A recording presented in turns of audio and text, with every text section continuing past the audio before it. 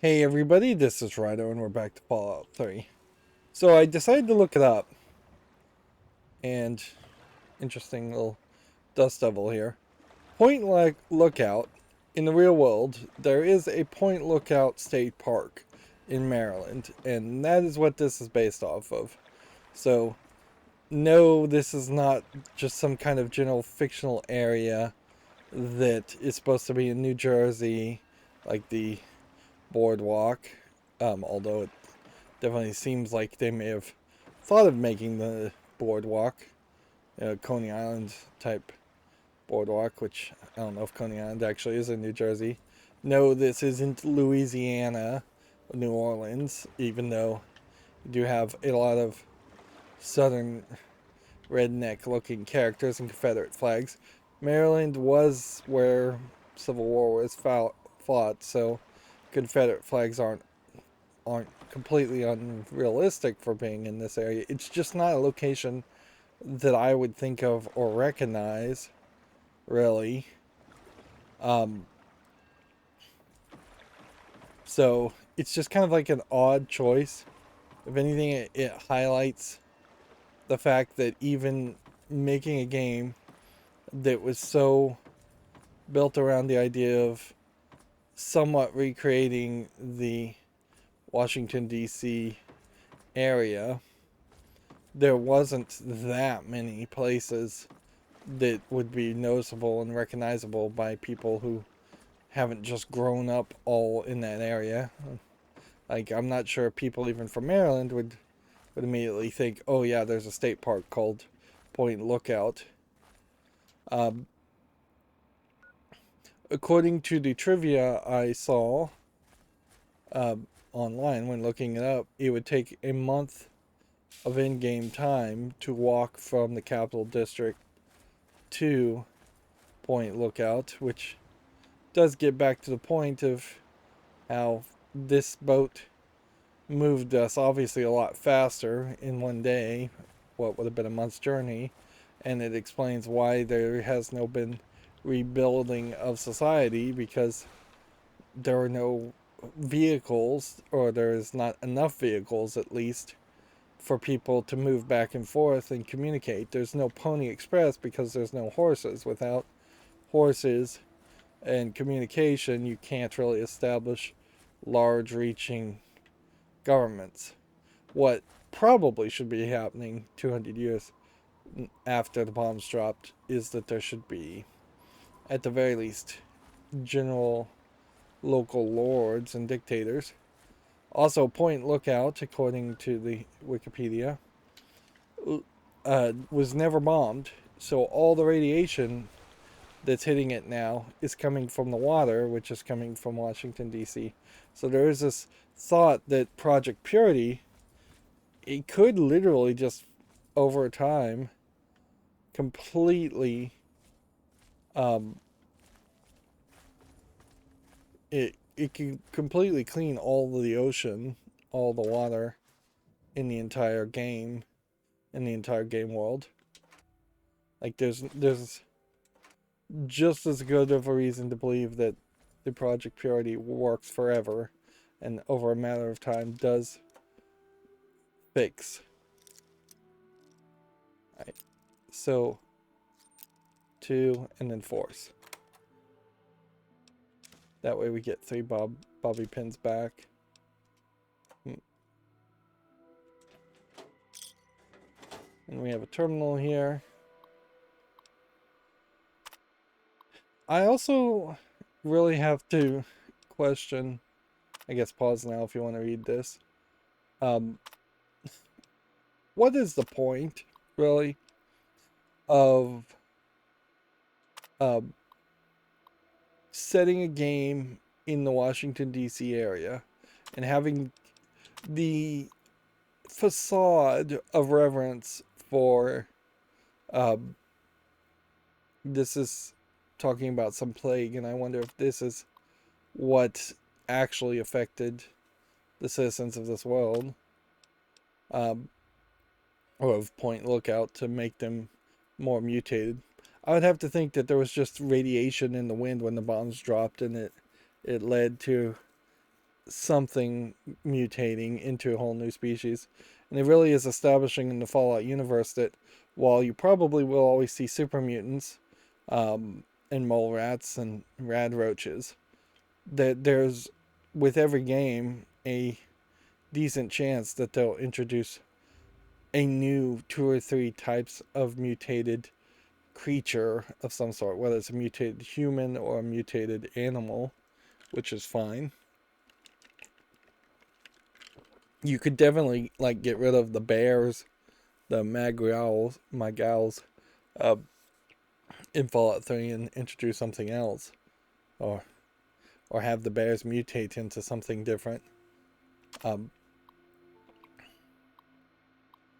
new plague is what's commonly known as a social disease. That means the new plague is especially contagious and can be commonly caught in the course of social interactions such as ice cream specials, cruising Main Street, promiscuous activities / sodomy, and attending fairs or festivals. Interesting. And this would have been in 2059. And this was 2059 distributed before the bombs fell. Pause now if you want to read this. Now, I don't know if this is supposed to be a reference to AIDS per se or what, but being set in 2059 and saying hand holding basically causes a disease, and being so coy about it definitely feels like 1960s, 40s, 50s.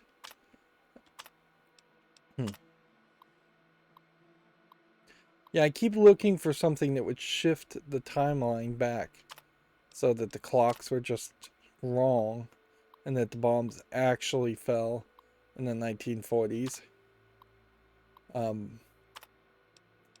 But they're not making it obvious as to what that one thing would have been. Anyways, what I was talking about is the main game has this whole reverence of like Abraham Lincoln, but then as you go steal a bunch of Abraham Lincoln items that you can just sell as a bad guy if you want to, or destroy. Greetings, child. I'm Marcella, missionary and student of the faith. How are you? So he finally found her.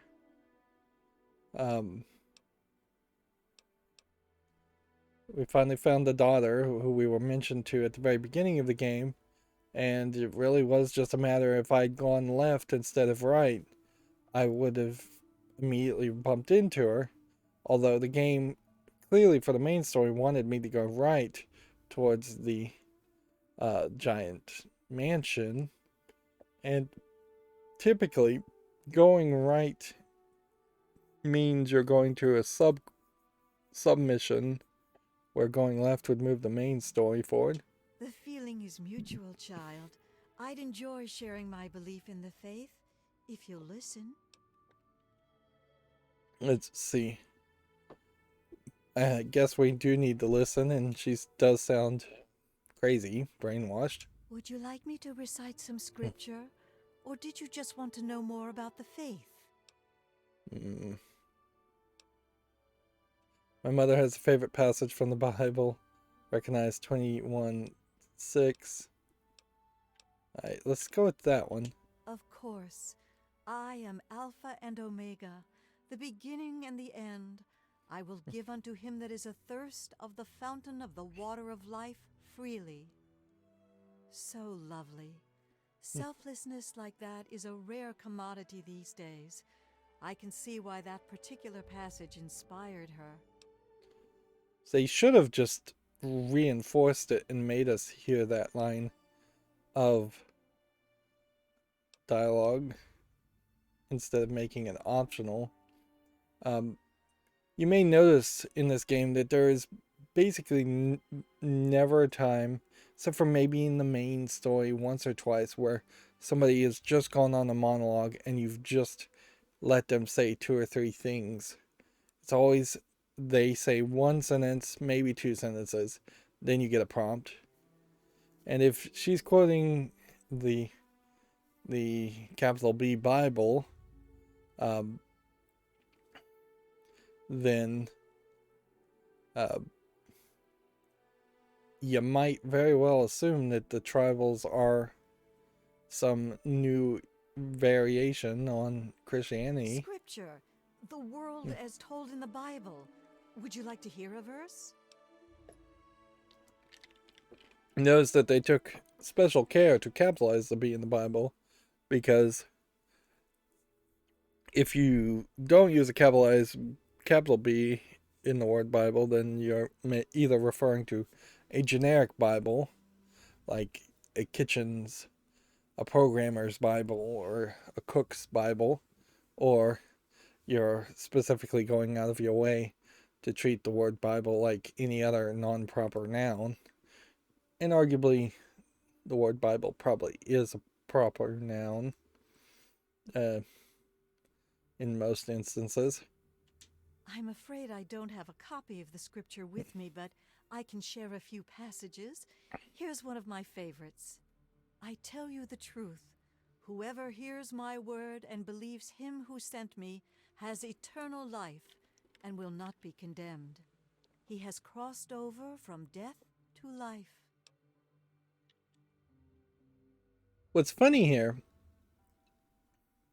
is that there would be a lot of like churches all over the place in New England, like antique, ancient churches that probably would look very nice to see them. And we did see churches in the Capital Wasteland, but they took a real soft hand there. Yes, we saw crosses in Arlington Library, but we didn't really see any verses carved into grave headstones or anything like that. We saw churches, but we really didn't see Bibles as items you could pick up, or any kind of like crucifixes or hymnals or anything that would really tell an alien who just landed on Earth that those church buildings were actually religious buildings for the Christian religion. It is oddly too detailed, particularly for video games, where video games have kind of a history of a lot of them, first of all, being made by Japanese people who don't care one bit about Christianity, and so really wouldn't recite it in an accurate way, or Christian scripture. They wouldn't be able to recite it even if they tried, and most of them wouldn't be able to. And then even the Western American game developers don't want to cause controversy, or if they do want to cause controversy, they do it like Doom. And I think Doom probably is one of the games that established the relationship as far as religion being often against anything new and exciting. So most religions kind of hated video games.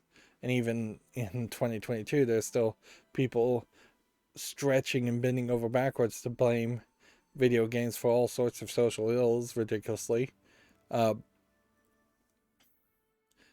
yeah, even before the first video games came out, there was Dungeons and Dragons, and religion, Christianity not really liking that. And so a lot of people who programmed games were the same people who played Dungeons and Dragons, so they probably had this underlying kind of resentment.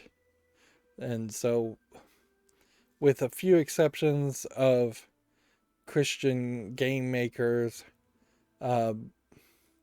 making things like Noah's Ark for the NES and then selling those pretty awful games at a high markup, there's never been a real attempt to cover or even have mention of people with a Christian religion. There have been other games where people are members of fake religions, and it's much easier to tell that story and avoid controversy. Um,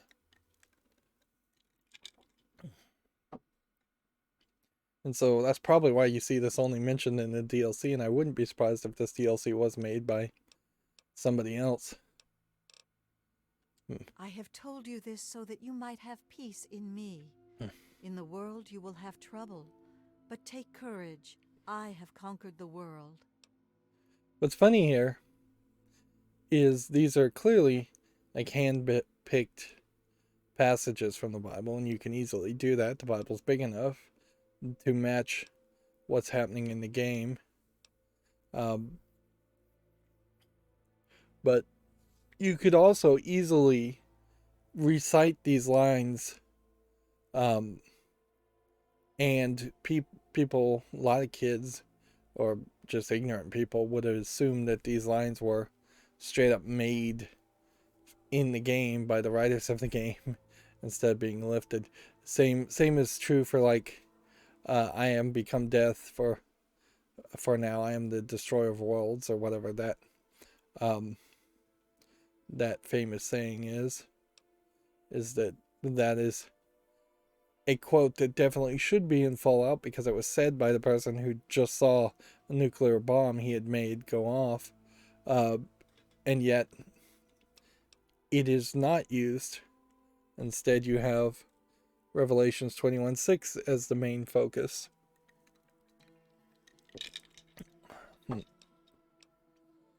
Let's ask their missionary. We try to improve the state of the wasteland by doing good where we can and by spreading the word of the Bible. We also recover and restore religious relics that we can find, but that's a secondary goal. So, it's a Brotherhood of Steel, except for instead of worshipping technology, let's face it, that's what the Brotherhood of Steel do. They worship the Bible, Christianity. It doesn't sound terrible. So why does she sound so brainwashed? Like, what's the twist here? Like, much like the previous quest we had just done. And by the way, it seems like there might be as many as 4 or 5 more quests in this DLC. They must be fairly short. Like,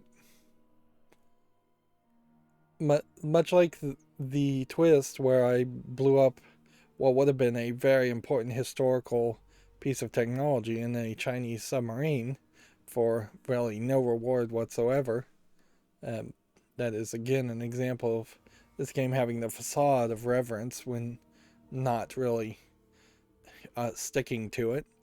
And here we're in very dangerous territory if they have the facade of reverence for Christianity and then they just show it to be a full-on cult, or that the people are brainwashed and that no sane person would ever follow Christianity. That's not the kind of message that some people would like. Although, in all fairness, I don't know how many people would have played the hundreds of hours to get to this point, to even see this. I was raised at the Abbey of the Road, where I was educated until I could receive my rites of mission.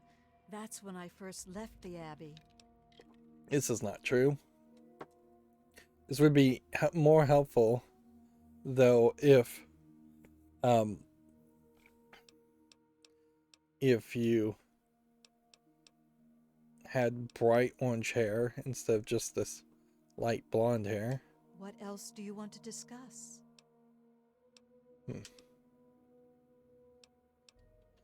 And that was another case where it just jumped the dialogue. Hostile, in a word. I try to observe, but the swamp folk are dangerously aggressive to any outsiders. Lucky for us, they tend to keep to the swamp. So there are 2 categories here. There's the swamp folk, which are basically the equivalent of pagans, and then the tribals, and then this one I think is with the tribals too, but then she's not dressed like a tribal, nor is she really acting like the other tribals we had seen. Swamp folk fetishes or totems, they probably mark territorial lines or maybe are involved with rituals of some kind. I've read about a lot of primitive beliefs that use similar symbols. Voodoo magic, Santeria, Obeah. Fascinating if somewhat disturbing. Though the underlying Santeria beliefs adopted seem quite dark, Catholic I'm not sure dogma. they're anything more than an empty set of traditions to the swamp folk.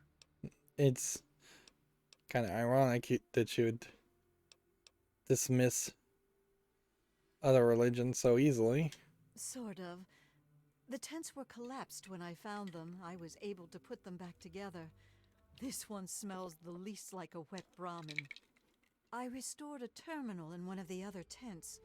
From that, it would seem that these tents were originally put here before the war by medical workers. Right. I'm from the Abbey of the Road. I'm afraid its location is secret, however.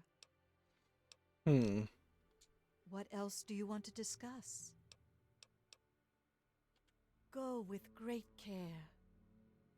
Right, her name is Marcella. Let's check our notes.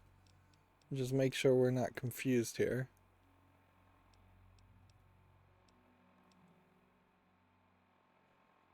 Nadine.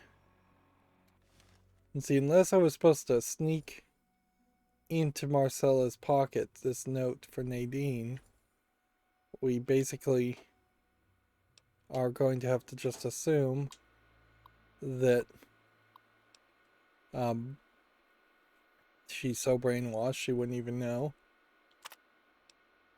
What's funny here is there is in Linux, Unix variants in Linux, a message of the day thing that was built in, because computers originally would always be what were called dumb terminals connecting to a server, and multiple terminals would connect to a server. So you'd put something on the message of the day about when maintenance would happen, or if something was going wrong with the server, or that somebody's wasting too much of the resources of the server or something. And that's basically what's being shown whenever we log into these terminals. Notice they're being labeled as terminals, even though they probably aren't wirelessly connected to servers around the place, even though it does say server 6 right at the top there. And then we get these programmed message of the days pieces, or introductions that obviously can be reprogrammed. Of course, they're taking up too much screen space and they're not very valuable. Obviously, in Fallout 6, whenever they make this needs to be vocalized. I don't even care if it's a text-to-speech reader. Actually, you can get pretty great text-to-speech technology anyways. The whole Amazon Alexa and stuff and all of that. So, there really is no reason for a computer terminal to not put some of this audio-wise in people's ears. That's a great accessibility option, but also it just stops the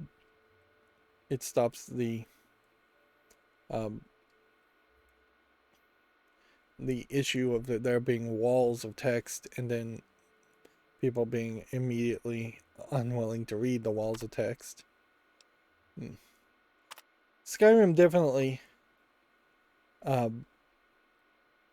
improved on this idea by giving you actual books when you wanted to read a book.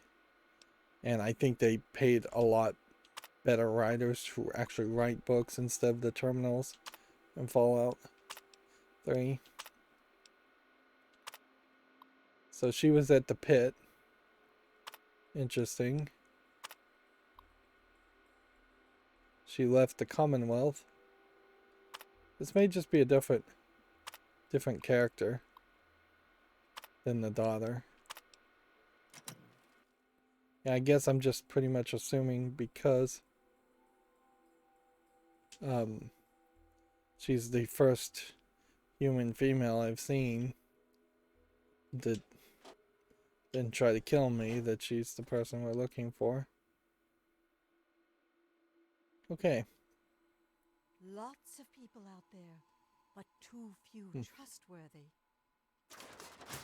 That didn't really give us any new quests or anything.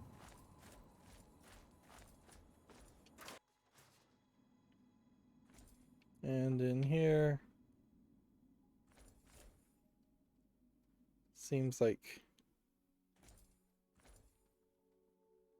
it's a fission battery. And that's it. First aid box.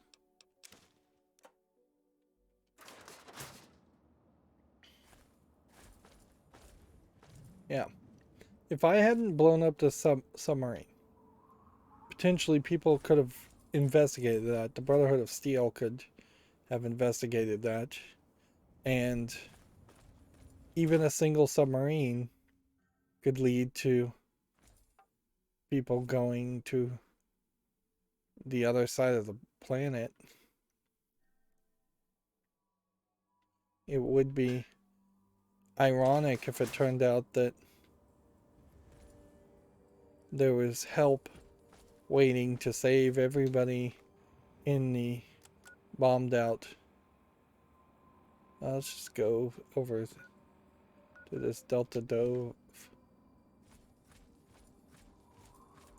It would be ironic if there was just super high-tech people with tons of resources just on the other side of the ocean, and they're just waiting for somebody to either ask for help or confirm that everybody didn't die.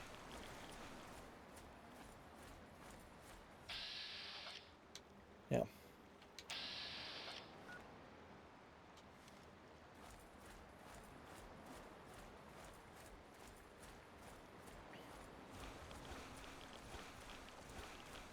See if this guy talks to me. I guess the answer to that is no.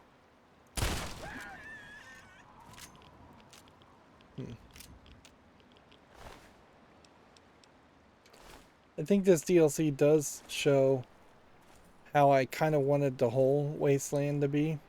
A lot more places with just like puddles, where every now and then you would walk into the water and have to be reminded that there is radiation. At least in that case, radiation would actually be an element played that the game has any relevance to it.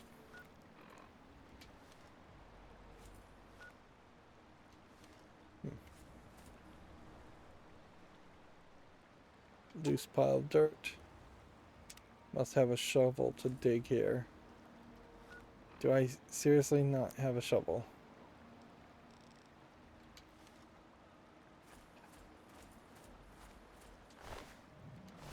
No shovel on him.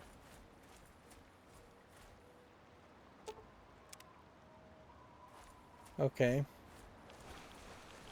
So it seems like we're going to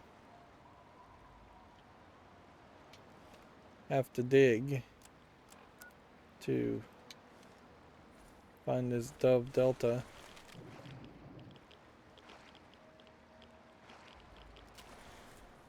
Or find something more about this.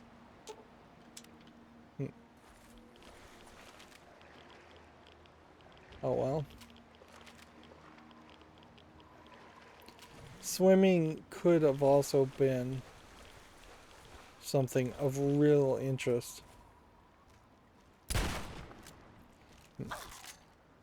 Because you could have had the player, probably need to use bats here. You could have had the player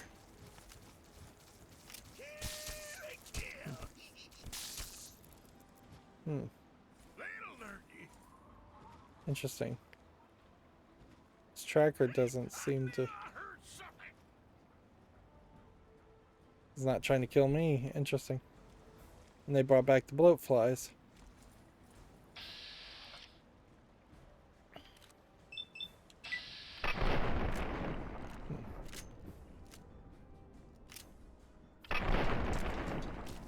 That is not working.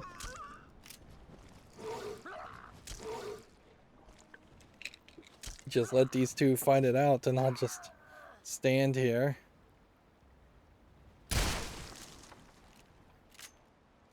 And I imagine these guys would be the only ones that would possibly have a shovel on them.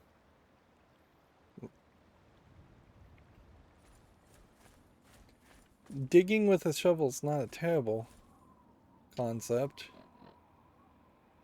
Guess the question is, do we go right? I guess we do.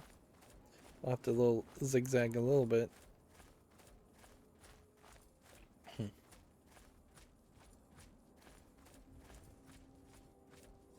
Yeah, meeting that Marcella character was interesting. I wish there was a quest that came out from that.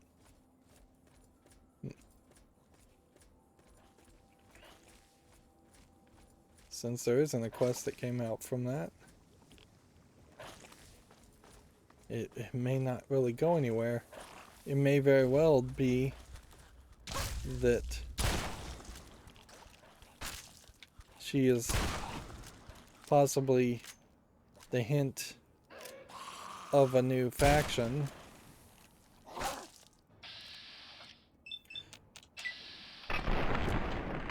I haven't played Fallout 4 or New Vegas, but I kind of have a general feel of the stories of both of those games. So I'd be a little surprised if there were entire factions or elements to New Vegas or Fallout 4, more likely Fallout 4.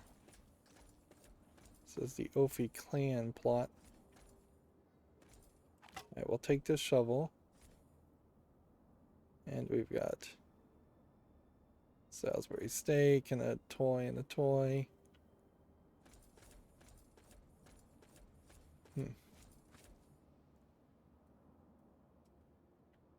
And is there anything more to this? It's a teddy bear, medical brace, Salisbury steak, toy car, vodka.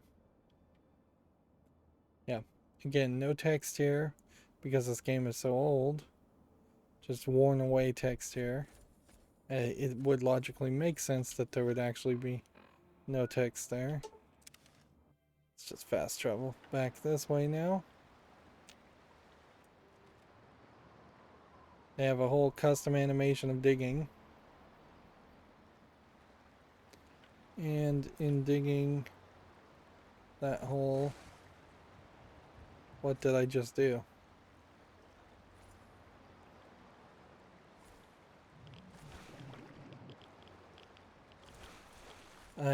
I guess I'm assuming that one of these has something in it and the others are duds. If that's not the case, then perhaps I'm supposed to just dig a bunch of holes to alleviate gas.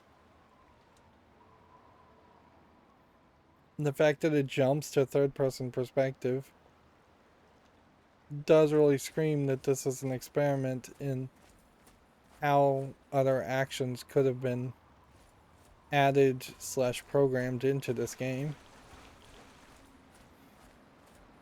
This whole game probably could have been a third-person perspective game.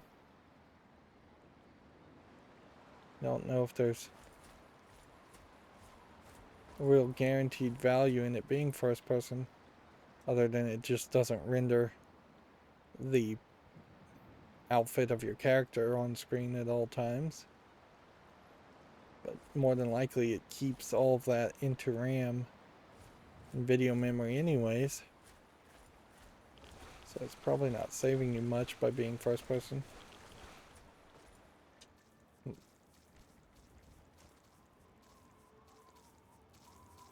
Apparently you are incredibly vulnerable in these cutscenes.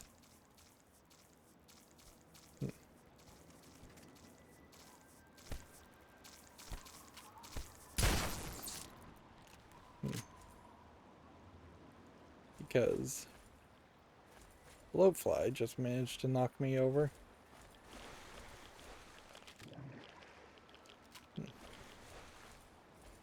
And there was a shovel over here. For Oswald. Oh. Let's read this tape. Footlocker's buried on the island with a single tree in the Dove Delta. Be careful, I've prepared a bunch of fake mounds just in case the Hughes gang finds the location. Regards, Benny. There was a shovel here.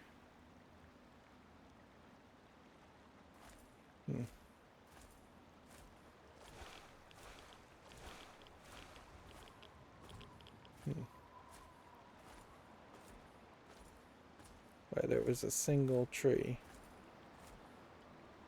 And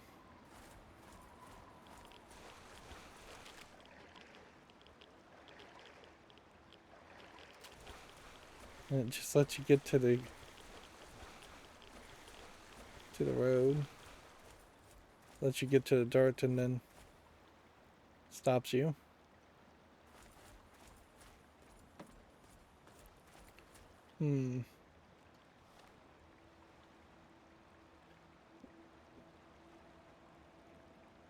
So I assume that the Oswald's gang got it. We have another manor over this way.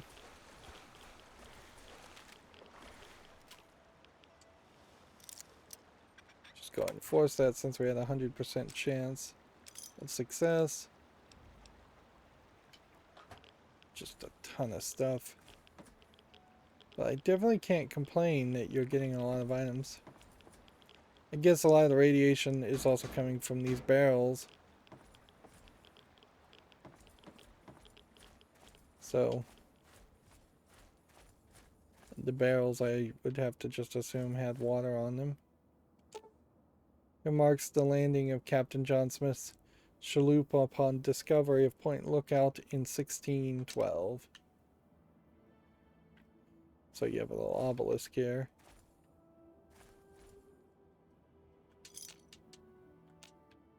And a crutch. And a bench. And a fence. And that is that.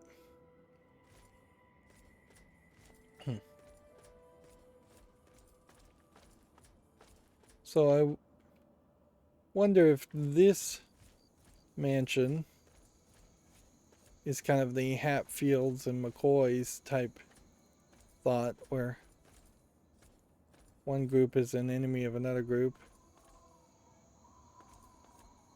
Let's just go in here and see what we find.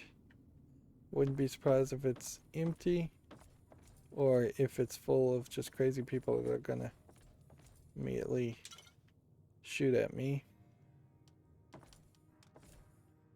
So far, seems fairly civil.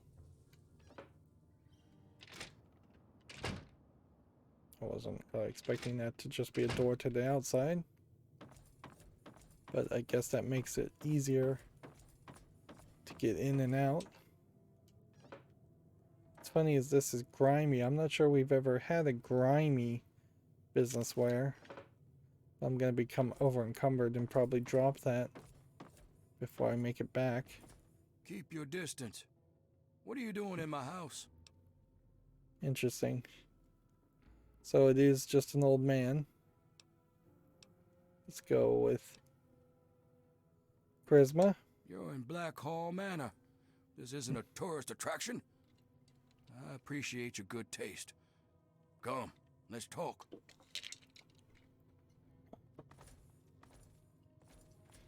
So he has all the creepy signs, but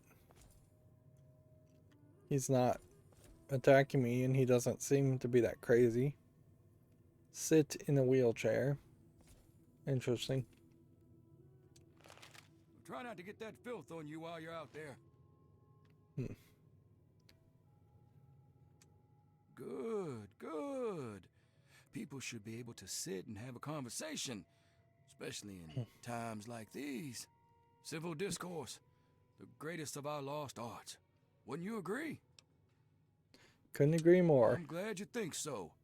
Conversation is but one of the virtues that separate us from cretins like those swamp folk.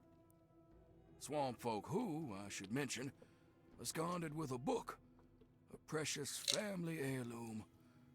I wanted to ask you, friend, will you get it back? Okay, what do I get in the bargain? Cash, plain and simple. Return with the book, and I'll pay you 1,000 caps. No questions asked. What's interesting here is 1,000 caps is what we needed to get into the arena. So, if you didn't want to actually search for 1,000 caps in this area and didn't have 1,000 caps, here's your quest. Good. The fools who stole it believe it has powers, so the thing is probably well guarded. There's a ritual site east of the boardwalk, in the basement of a ruined house. I think you'll find it there. Bring it back to me, and be paid. Let's see. The Dark Heart of Black Hall. This book, I think, has to do with the altar we found in the overworld. So we might want to keep this book if we can. Hey, tell me more about this, man. I don't suppose there's any harm indulging you. What interests you? More dialogue. Hundreds of years, and still standing strong. You're within a fine example of Victorian architecture, my friend. Just as much as it's named after us, I suppose. We took the Black Hall name when we arrived on these shores, generations before the Great War. We do well to remember history, particularly in this dark time. What else do you want to discuss? I suppose larceny isn't enough reason to hate. You must be new here if you don't know the answer to that by now. Yes, they're dangerous. At least if they just Shoot at, voiced the smash, or lines try of to eat anything dialogue that you isn't them. pushed. And half the You time they shoot selected. at each other. They may have been men once, but no more. That's one of the things that the Telltale games definitely got right, is that picking a line of dialogue leads to the character you're playing saying a line of dialogue, even if sometimes picking a single sentence in a Telltale game does not actually explain what the character is about to say. No, not them. That lot wants for brains. But they're at least somewhat civilized. The swamp folk have no creed, no morals. They think the book has a kind of occult power. Superstition and nonsense, of course. Of course, I think it actually What else does. do you want to discuss? Don't get yourself killed. See, I wonder if I tried to talk to him without sitting down first, would he have said no? And maybe there was this danger of sitting down and him potentially gassing you in this wheelchair. Would make a lot of sense to gas somebody in a wheelchair so you could roll their body around easily. Seeing as he is an old looking man.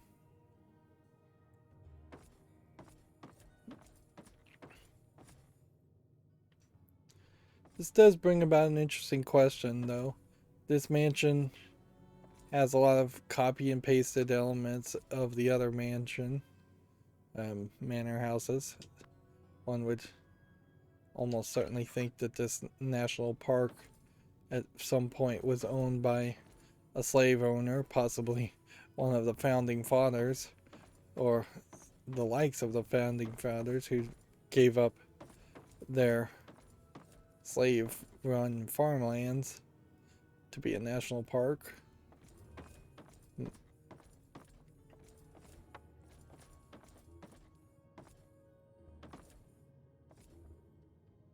But yeah. Another creepy mannequin, baby crib, or this is a crib. This is a, oh, I forget what they're called. Bassinet. Whole bunch of burnt books. Roots. Leading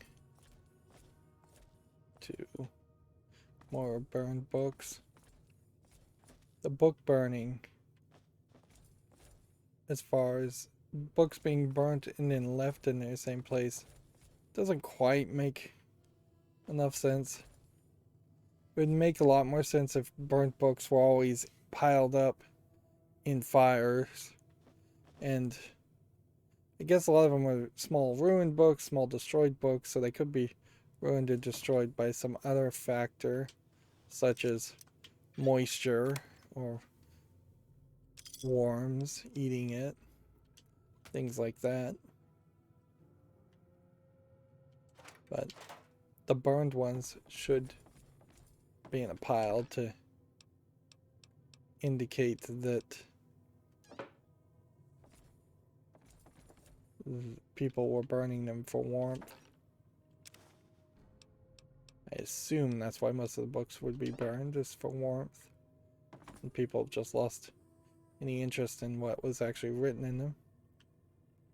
There's definitely a lot of toys and a lot of references to kids without there being kids, which it would have made so much sense in this game to simply just not have toys and never have kids, or keep them where they need to, in little lamplight and nowhere else. Although you could have also just replaced the kids in little lamplighter with adults, and that would have been fine also.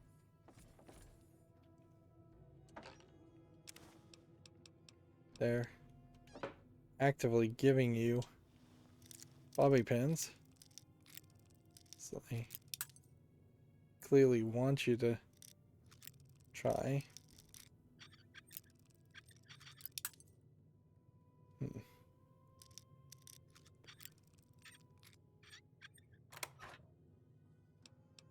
But once you do break in here, Chinese pistol is the only thing that would be even slightly out of order. Couple of cameras. 3 Nuka-Colas.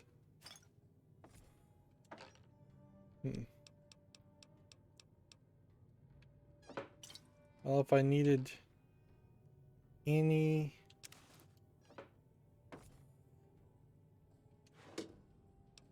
If I ever needed any clothing amongst the drop pool of this environment, of this DLC, I would come back here for sure. Only thing slightly creepy is this head. That's everything else seems fairly on the up and up.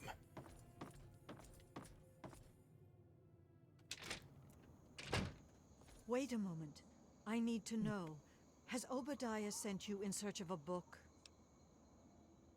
And so here is the Christian Marcella potentially telling us, don't get the book for Obadiah, instead get it for Marcella, because it's some black occult old god book.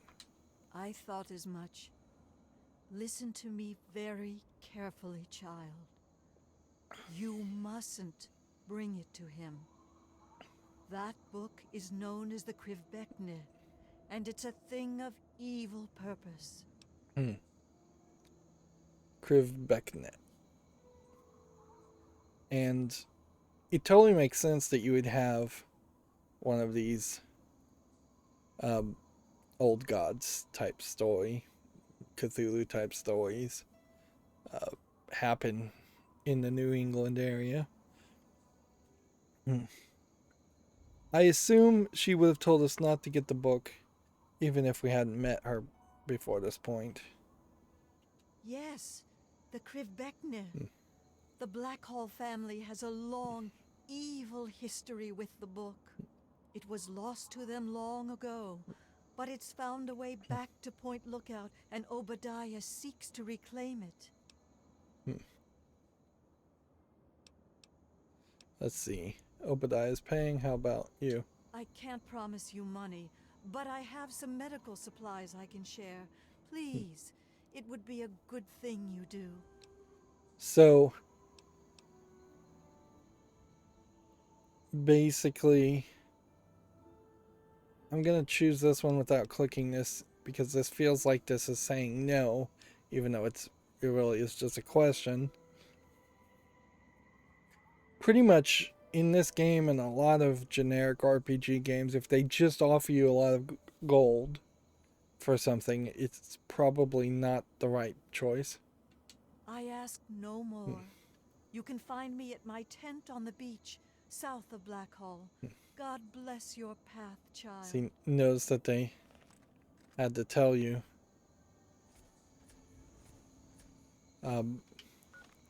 Specifically to where she was, in case you hadn't been there before. Oh, you do see all these creepy dolls.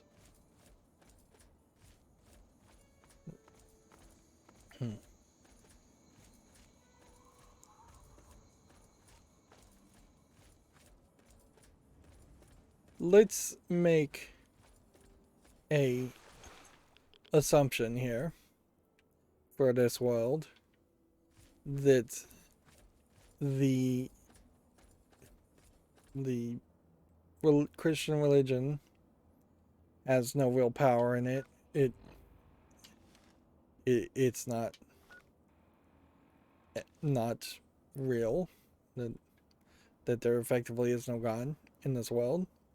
And let's make the assumption that this occult old god has no power in it, and it's not real. Same thing. There is a very interesting theological, I suppose, argument to be thought through. What is the value of pure superstition?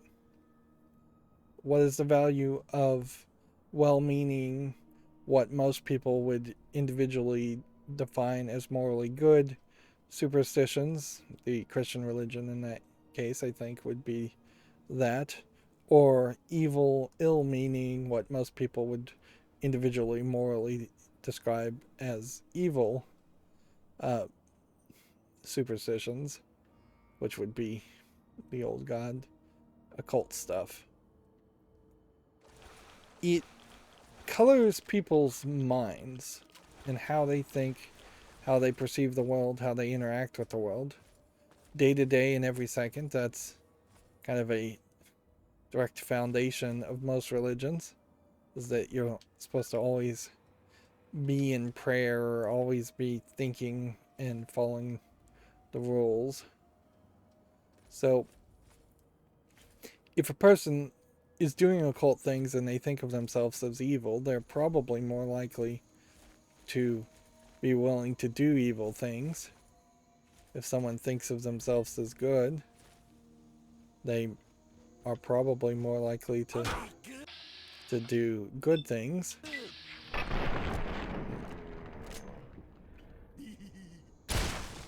But then you have the problem of who makes sure the good somebody is trying to do is actually a good thing, or the evil somebody tries to do is actually an evil thing. Like, if there's no judge, if there's no objective person to say what this person has done is good, what this person has done is bad. Is this the cultivated fruit? No, it's just a farm of wild bunch of fruit. Then you have effectively 4 scenarios. Somebody does, because of a superstition, good, or somebody does bad because of a superstition,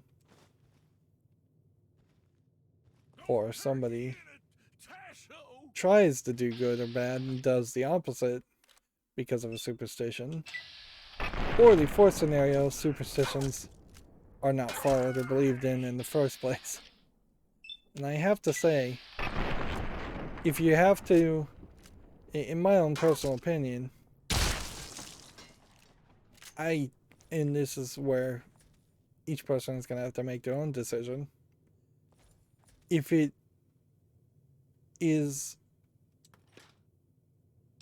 the case that we have to get rid of good superstitions to inoculate and ensure people don't embrace bad superstitions. Oh, that door does actually open.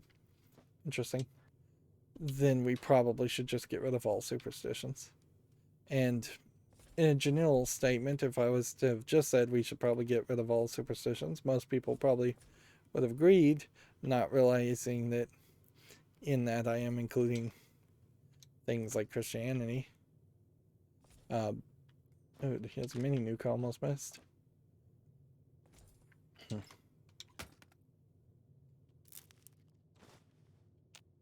Picking up junk on accident. Of course, it's up to each individual person to decide how they feel about that.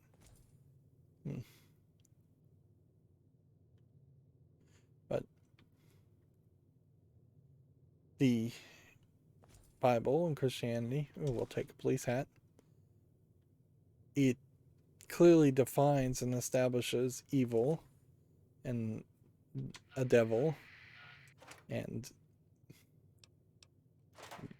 bad actions, and the concept of a devil certainly does inflict itself on members of Christianity, whether they fear him or are slightly in awe with him or just straight up worship him.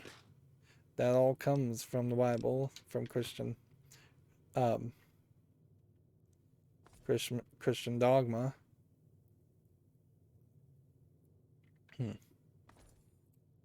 Okay, did we get a new note? Because that's where I'm going to end the setup of that thought experiment. Anyone else you can have your own personal decisions and conversations from that point. Okay, so here's Burns' voice. Don't tell Evelyn. The password? Buttercup. Why? Okay.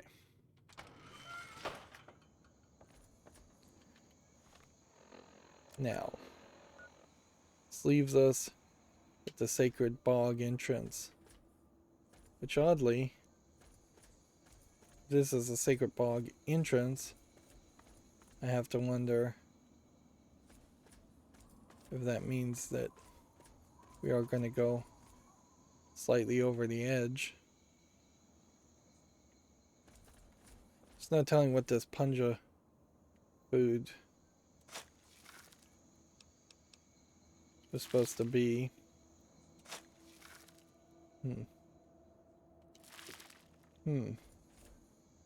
Do we see other burial mounds where we could dig it up with a shovel? I don't feel like we do. That certainly could have been something in the game.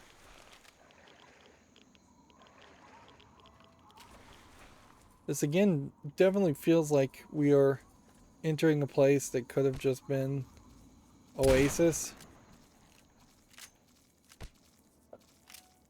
I really wouldn't be surprised if we do run into a tree that is attached to some mutated person. There's a lot more trees in this.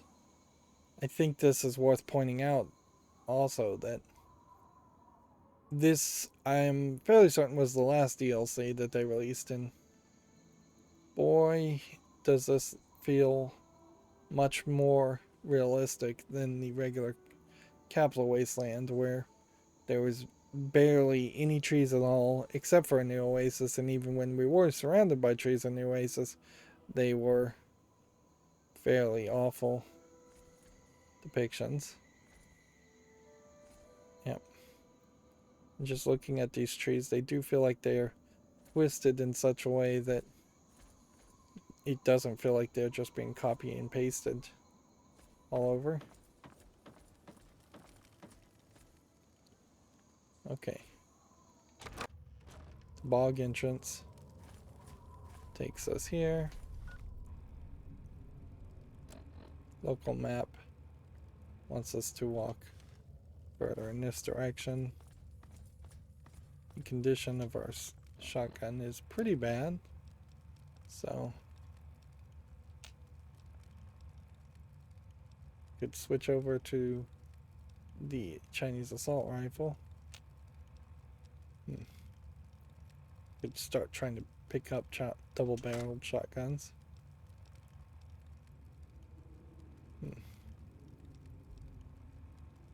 Backwater rifle.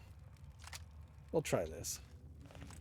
Just try to be a little bit varied in our gameplay. This does, though, feel like we aren't actually going to do anything or run into anything. And I guess this could be the point where the game all of a sudden looks very different.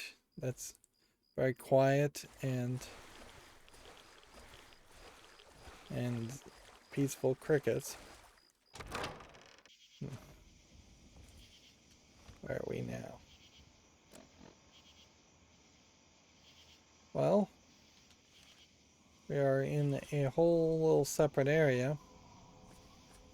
I feel like this is very reminiscent of a sequence in Resident Evil 4. And this blows the oasis out of the water as far as quality.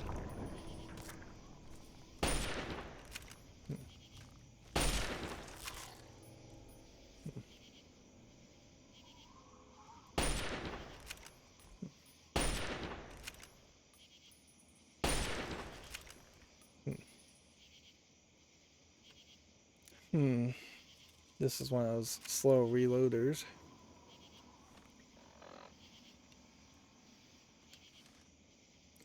I think this might be a bit of a mistake to have this many different areas.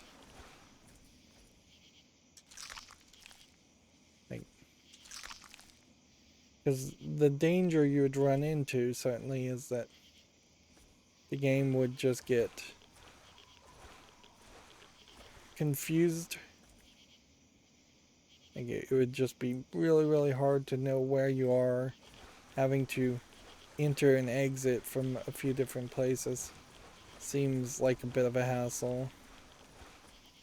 In comparison, the Skyrim dungeons are pretty much linear paths inside of caves, and once you're out of that cave, you're then back in the overworld. And while you may sometimes get into like a building, I think very rarely in Skyrim would you get into a building and then enter a dungeon or a cave and then enter another dungeon or cave. Seems like this is going to play on verticality. And so we're going to go around a mountain. This might not be too far away from the big mountain in Elder Scrolls.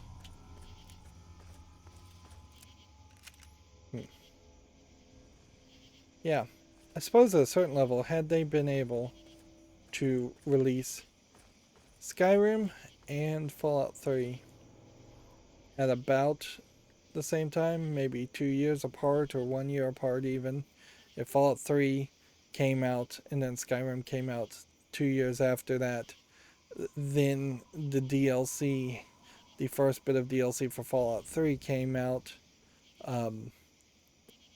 then a bit of DLC came out for Skyrim. They could have worked upon each other instead of each new Bethesda game being a major improvement over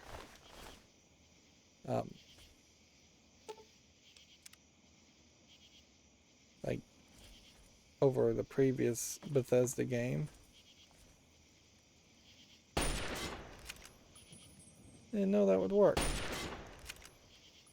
Did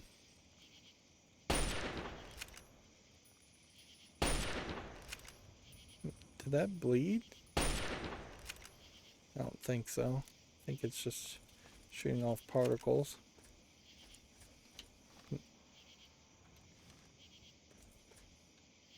Visually interesting.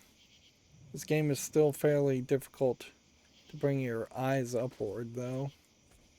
The only way your eyes really go upward is if you start doing something like this and it's programmed to tilt your head back as you're walking up a path. Or you, I suppose, could be at a higher point. Like, the average player would probably see this. Whereas ideally, you would want the character to see this. And then pan down. And then maybe notice that the random mirelurks are attacking you. Suppose this does give you an opportunity to have another location where you're dealing with the mirelurks, which we haven't fought them in quite a while.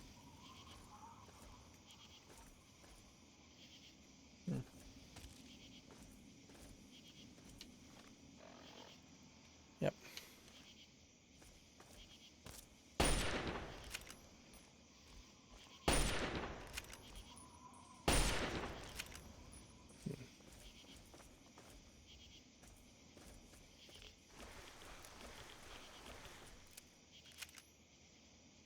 This looks like a broken light bulb.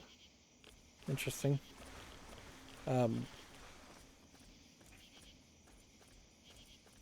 Just don't think that there's going to be anything here. There's enough dead mirelurks to assume that something is hunting them.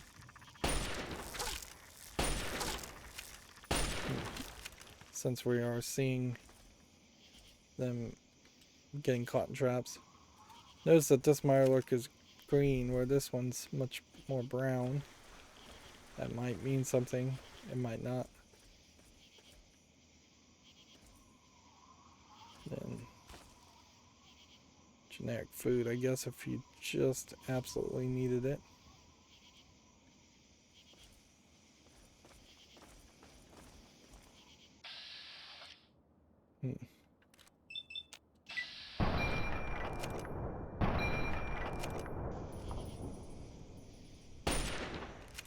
At a certain level, I really wish RPGs just automated and eliminated some of their mechanics and systems once you've perfected things.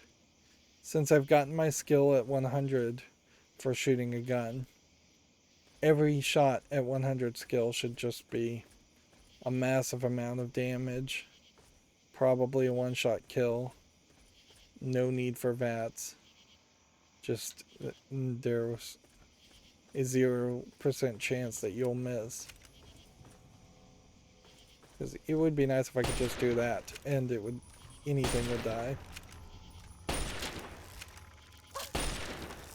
Instead of having to shoot 2 or 3 times. Or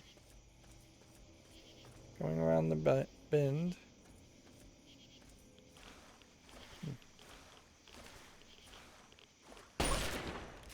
Suppose the question to ask here would be, did the guy just send me on a suicide run to kill me? Or is this really part of the religious ceremony to end up in this incredibly dangerous place? You would pretty much have to believe that this is part of the ceremony. And notice that we have fire here, and we don't really have fire used in many other places in the game. And yeah, this is an addition, certainly. There could have been a lot more flaming sticks. Activate Punja Fruit. Punja Fruit. See, this one says Wild Punja. This one says Punja Fruit Plant. But then it converts it to Wild Punja. And at the root of it, it is a different looking plant. Punja Seed Pod. What was the actual quest we were supposed to be doing? Seeds from the giant Punja plant.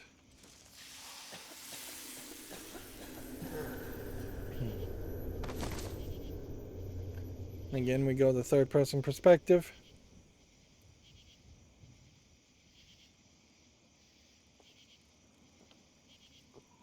And things are now getting dark. Can't find any more seeds. Did we get the seeds? Return to the cathedral. Right. As far as the local map is concerned, remember I had the special medic armor on, so if anything, the winterized power armor. Right, so here we see a bobblehead. You found the Schmaltz limited tech bobblehead. The inscription reads, "Tisk tisk, walked right into that trap. Exactly how stupid are you?" And I guess they're going to reuse the bobbleheads in this fashion as a way of talking to you.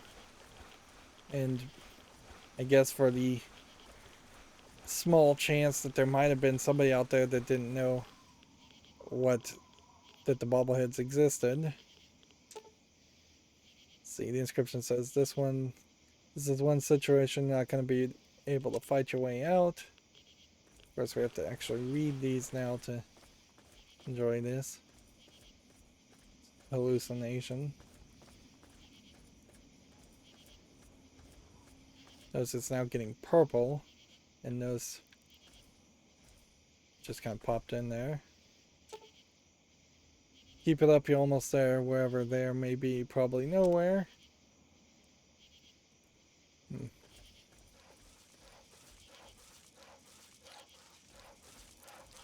A sawing animation.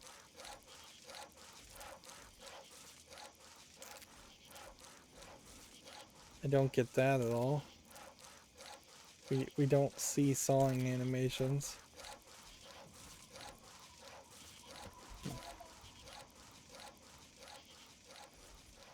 Now we're seeing just exploding like mini nuke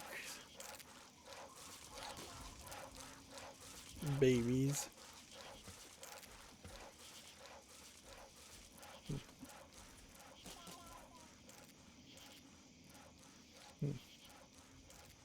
Assume that's what these are supposed to be. Yeah, the Nuka-Cola Quantums.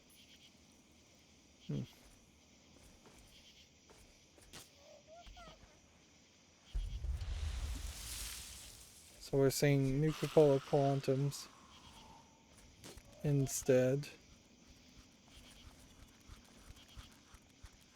Feral ghouls chasing after us. Which way would be the way to go?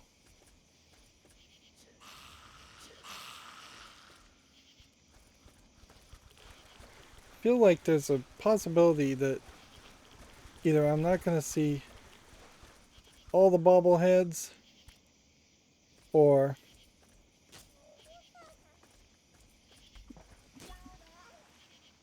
you're going to miss a couple potentially. See, the inscription says, "Isn't it funny how everything you get close to ends up leaving?" That was the agility bobblehead. So we didn't see a perception one. We haven't seen a charisma one. And we haven't seen a luck one.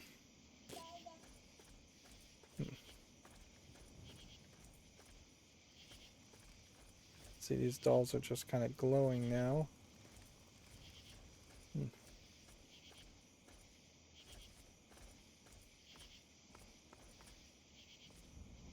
Or somehow climbing on top of the trees in an area that looks just completely different now. Perception. Oh yeah, we are straight up upside down. This doesn't look right. Not right at all. So we're looking for charisma and luck. Yep.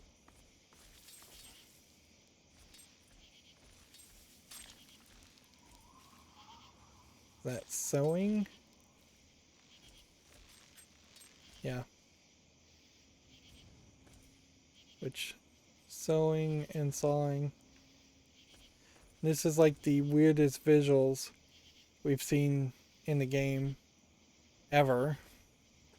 I kept expecting there to be a spooky horror element, and not really.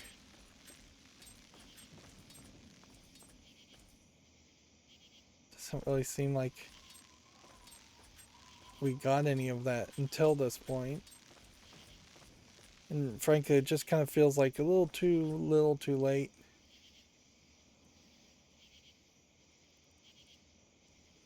I imagine we're just going to walk through this and then we'll be done hallucinating. Here's charisma. Us dead with a teddy bear on the table. Black, if the kid looks like that, I'd abandon it too. Can't take the teddy bear. Oh, this is your mother.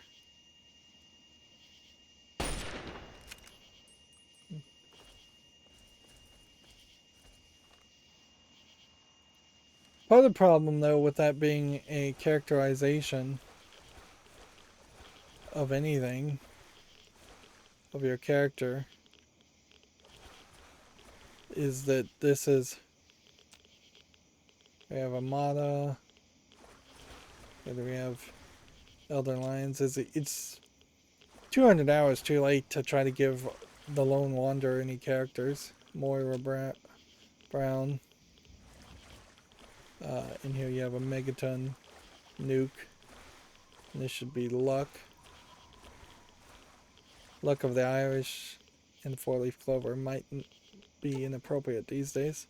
dead mother life in a post-nuclear wasteland, not a friend in it. You aren't exactly blessed.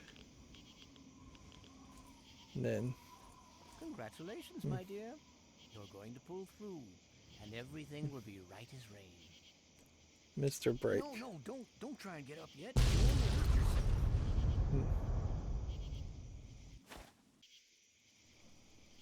And have a first aid kit here. We need some stim packs. A sack. And we're just laying here.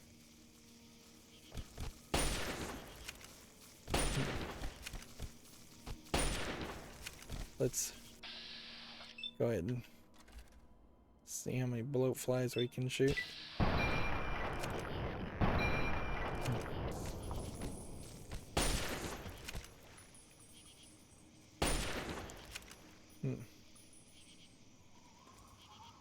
So somebody pulled me out of this. Apparently I could go back, or I just wandered to this point and slept in the bed myself. No telling. That would have been kind of interesting as a way of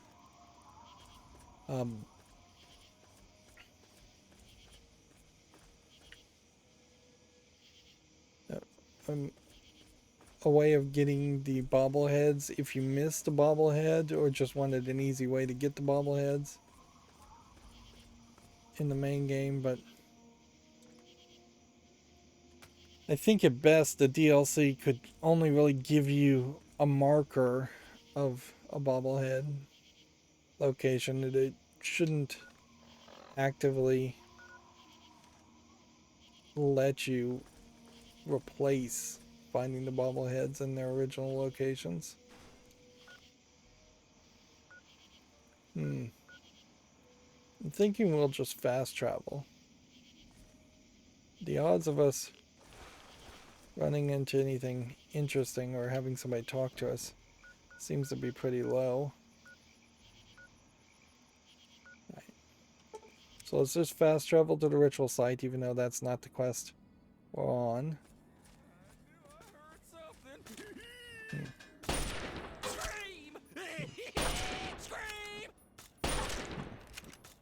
Alright, this is not working.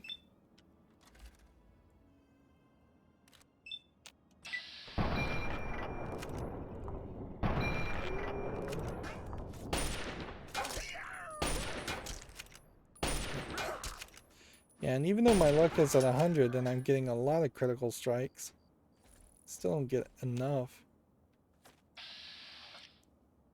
Yeah.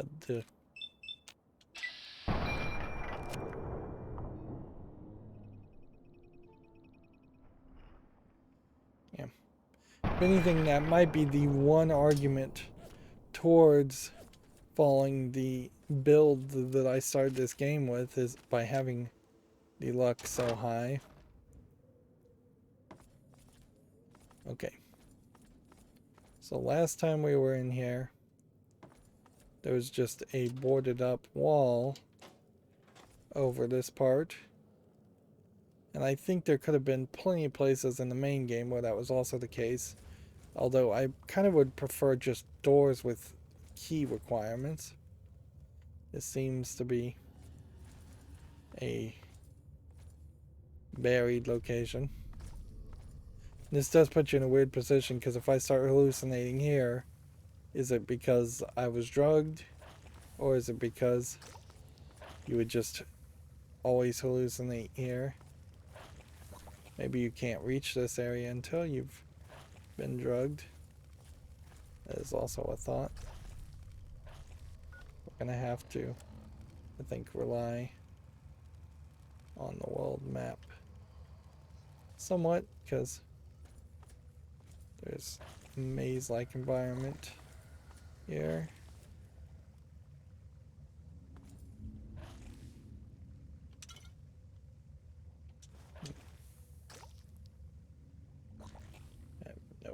need to be picking up stim packs.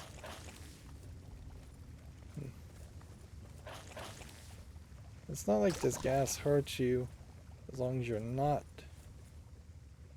shooting it and it's setting it on fire. Probably should hurt you, though, or bounce you around at least a little. There is a danger here. There could be something in a coffin.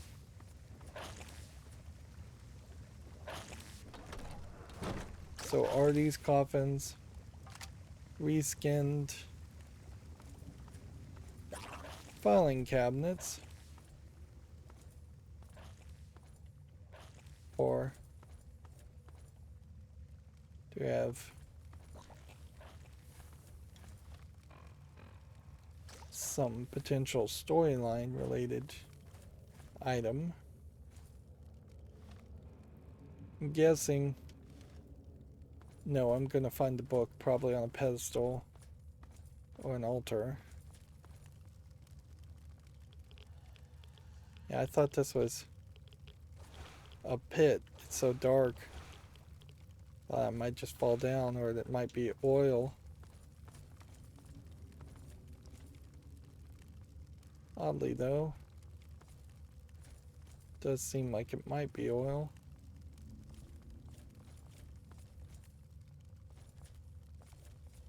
Okay. Activate the ceremonial lectern. And you have these like torn pictures. All these pedestals. I could see a quest where we have to potentially find a bunch of items. We'll take a ritual knife. Somebody's been delayed here. Potentially alive. So you have this book, but it doesn't seem like it can take the book. Well, you definitely take it.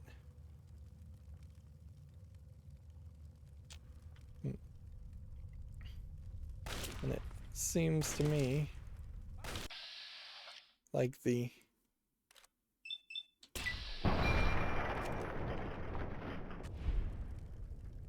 quest seems to just kind of end there.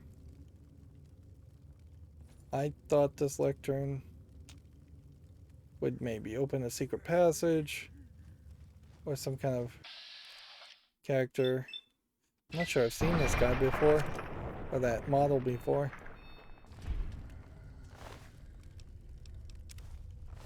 I thought maybe we would have to find 3 objects or do something like that, but it doesn't seem like it.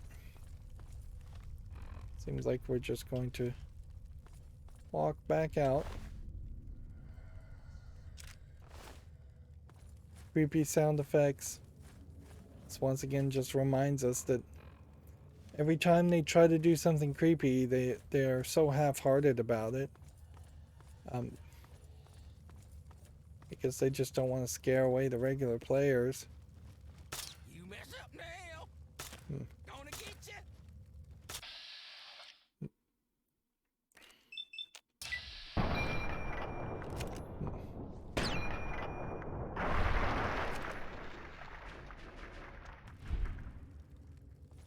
Yeah, and when you compare the events that happen here in this DLC or this game in general to the events of Skyrim with some of the Daedric princes, it's really night and day, the difference in quality. I think they are just so much better, the events for in Skyrim. Okay. I think what happens here is that there's a path above this.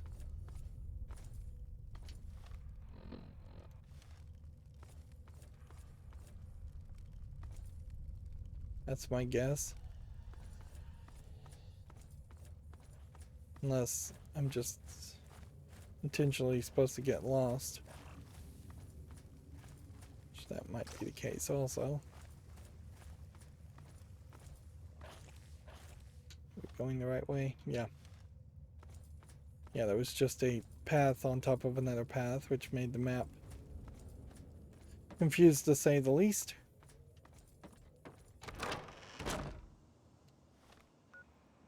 Seems like there's nothing more, so we could just fast travel here.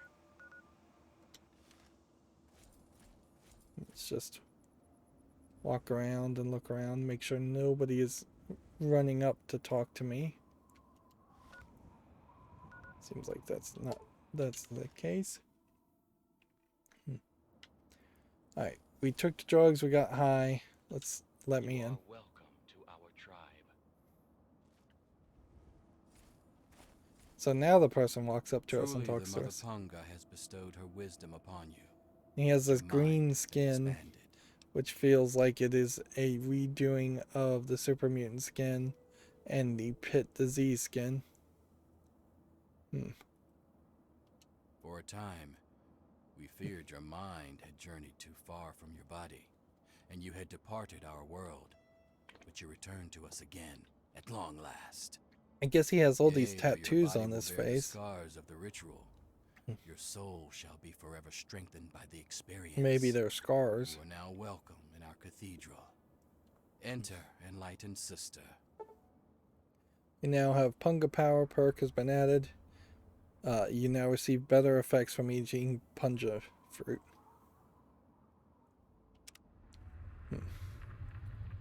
Quest added hearing voices. What does this tribe believe in? We espouse the expansion of the perfect mind and the rejection of the corrupt physical. The material world is destroyed and imperfect. We seek to release our minds from their tainted cages so as to find a better world. Kind of feels like Buddhism there. Of course, the game really wouldn't call it Buddhism, and Buddhism really wouldn't have a place in this world as it exists. Like, it would just not copy over to the United States. Leader, that would be Jackson, a man of great wisdom.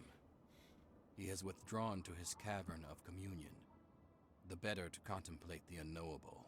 Only the righteous are trusted to know where this nexus of understanding lies. Spelled Alas, I am Lies, so not that's so blessed. misspelling. I don't think that's how you spell lies when you actually mean to say the word lays. Although people lay, and objects lie. So it should be lie, but I think it's spelled that way. Alas, only the worthy may enter his nexus of meditation. He has not seen fit to enlighten me. Seems like we'll just have to figure out. Our most enlightened one divined that the fates themselves did decree the mansion must be burnt to the ground. Okay. It is a gift from the earth itself, in acknowledgement of our perfect balance with nature and the higher planes. She recognizes that we seek to leave behind the corrupt physical, and she nurtures us in our quest. I wonder if they just eat so much punja fruit and they're drugged by the seeds that they eventually turn into punja plants. Be well. Okay. So what's the actual quest? Find the location of the tribal leader. Alright. And here you have a nice Gothic era church. And this is the thing that there should have been more of. Now we can get some refined punja plants, which seem to only be growing Yet here. relax. And there is some stained glass, although it's mostly broken. So to have done the moonshine quest with refined punja plant would have meant that I would have had to have already done this quest up until this point. We're just gonna have to talk to people. Be at peace. These guys sound Be at peace. brainwashed too. Be at peace. Always sit on one of these outhouses just in case it activates something. But it never has. This does not feel too off of trying to build something like a really small version of the Cathedral of Notre Dame. Which, yeah, as far as virtual tourism goes, which is eventually what some of these games became, the Assassin's Creed series actually got very good at being virtual tourism.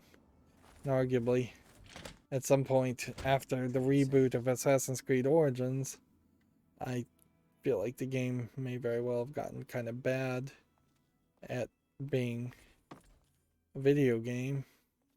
It turned into an RPG with a lot of grindiness to it. So they're growing using technology. Interesting. Whereas the original Assassin's Creed concept, as it first happened, was more climbing and investigations and to assassinate just like 12 main bosses in the very first game. And they just kept adding more and more elements to the gameplay mechanic until they pretty much now with the reboot barely even care about how difficult an assassination it should have been. Like an entire collection, the wrap up of one mission in Assassin's Creed 1 was assassinating one person. By the time you're at Origins or the game after Origins, Odyssey, you are killing people left and right. We have a named character here, and I think what we're going to have to do is just talk to all named characters. And ignoring the tribals. Arguably, in rooms like this, Go past. non-named characters shouldn't exist. Something troubles you? And it would be probably better Be well. if these kind of characters stood in the same place. Mind at ease. Tribal Woodrose. A moment, please. Yeah, I think she's supposed to be dying, coughing up, and blood spatters seem to be popping in and popping out here. Transcend. Croatoa was a word carved into a tree, You are new, and nobody and you knows are welcome. what it means I am Croatoa. other I am than not so new. it's assumed that the village that was full of settlers got killed by some Native Americans, and they carved Croatoa into the tree. Although it could be that the village got killed and somebody else, some kid, carved Croatoa into a tree. Let's see. Not here. We dream of a better world, not falling apart like ours. And when we find a dream that makes us forget this world, we dream that we do not have to wake up. It's basically a suicide cult of just living in your mind and not doing anything other than growing drugs. Which, yeah, you have to be careful. Certainly, there are definitely people that lean on drugs as a crutch to escape reality. I don't like how this guy has broken English, and every other character we've run into seems to speak perfect English. Because this, once again, feels like they're playing... Well, this would be the first time this game would be playing up to him potentially being a Native American character. But it's 2,277. He should be able to speak English as much as anyone else. Look to Jackson. He is the one who knows. But do not strain to see him here. Jackson is away. That hill is holy. It must be cleared. Jackson told us this. They Some definitely went listen to fight. Jackson. I stayed with Punga. Punga does not fight. Punga grows where it can. Punga knows what is important. Punga grows strong. I help Punga grow stronger. Punga understands me. I understand Punga. That is all it needs to be. Since this guy's not really telling me anything of usefulness, he should be talking faster. I do not know if this is a secret, but I have always used this shovel. It has seen much work and much dirt. If it helps, have it. But be careful not to cut yourself. It can make you sick. So we have a fertilizer shovel. Blessings to you on your journey. Which probably won't help us much. I assume it is probably a weapon. Yeah. It's just a weapon compared to this shovel. Which this one does 24. This one does 31. It's quite a lot of damage actually. Considering it's just a shovel. Here we go, Nadine. And they said her hair was orange. It's kind of red, kind of orange. Notice her skin is also pale, not green. Notice she's also wearing a unique outfit in this travel gear. Escape to the mind. So I guess she's just high and dancing. And then this is just a texture popping in and popping out. Escape. Another new member? What, are we offering a special? Punga may have offered you wisdom, but it looks like it's still going to be a while before you really learn to accept it. Her voice Until does then, not match you her answer to face. me. And I'm her face Woodrose, looks exactly the like tribe the mother. character behind her. She's sounds like a nun. So I'd expect to see an old lady doing that face to connected to that voice. Not so fast, grub. You haven't earned the right to go to the Transcended Master's retreat. I'm Den Mother. I keep us safe and make sure everyone remembers to eat and sleep. It's more work than you might think. A lot of our members have transcended conscious thought. Someone's got to take care of them. Damn, you are wet behind the ears. Jackson leads us, and don't you forget, when he talks, you listen up and catch every word. Not that you'll be hearing much for now. He's off meditating.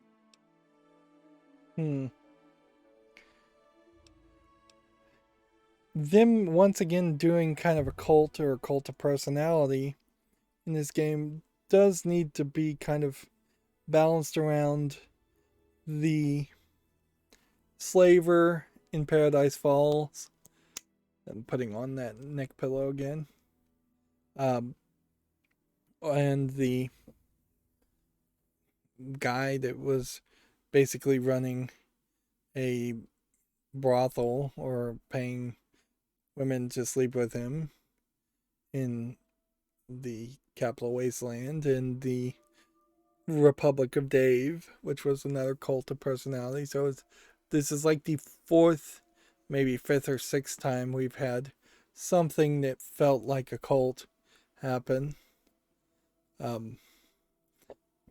Where it definitely feels like it would have made more sense to have half as many cults and just have one or two really big cults that played more of a role in the story.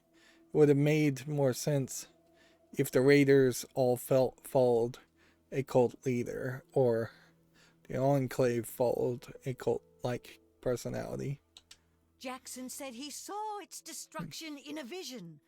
There were some concerns, but when the leader says it's a mandate from beyond, you don't ask why. Are you kidding? Why wouldn't we? As much as we want to reject earthly desires, we still need to eat, right? It grows fast, fills you up, and you can make a lot of things with it. Anything it doesn't provide, we can get by trading it to outsiders. That shifty bastard Tobar's always looking to buy more from us. Yep. Blessings to you on your journey.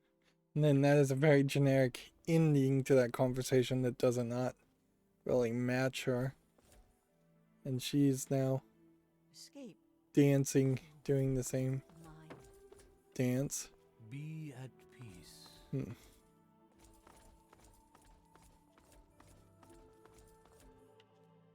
Yeah.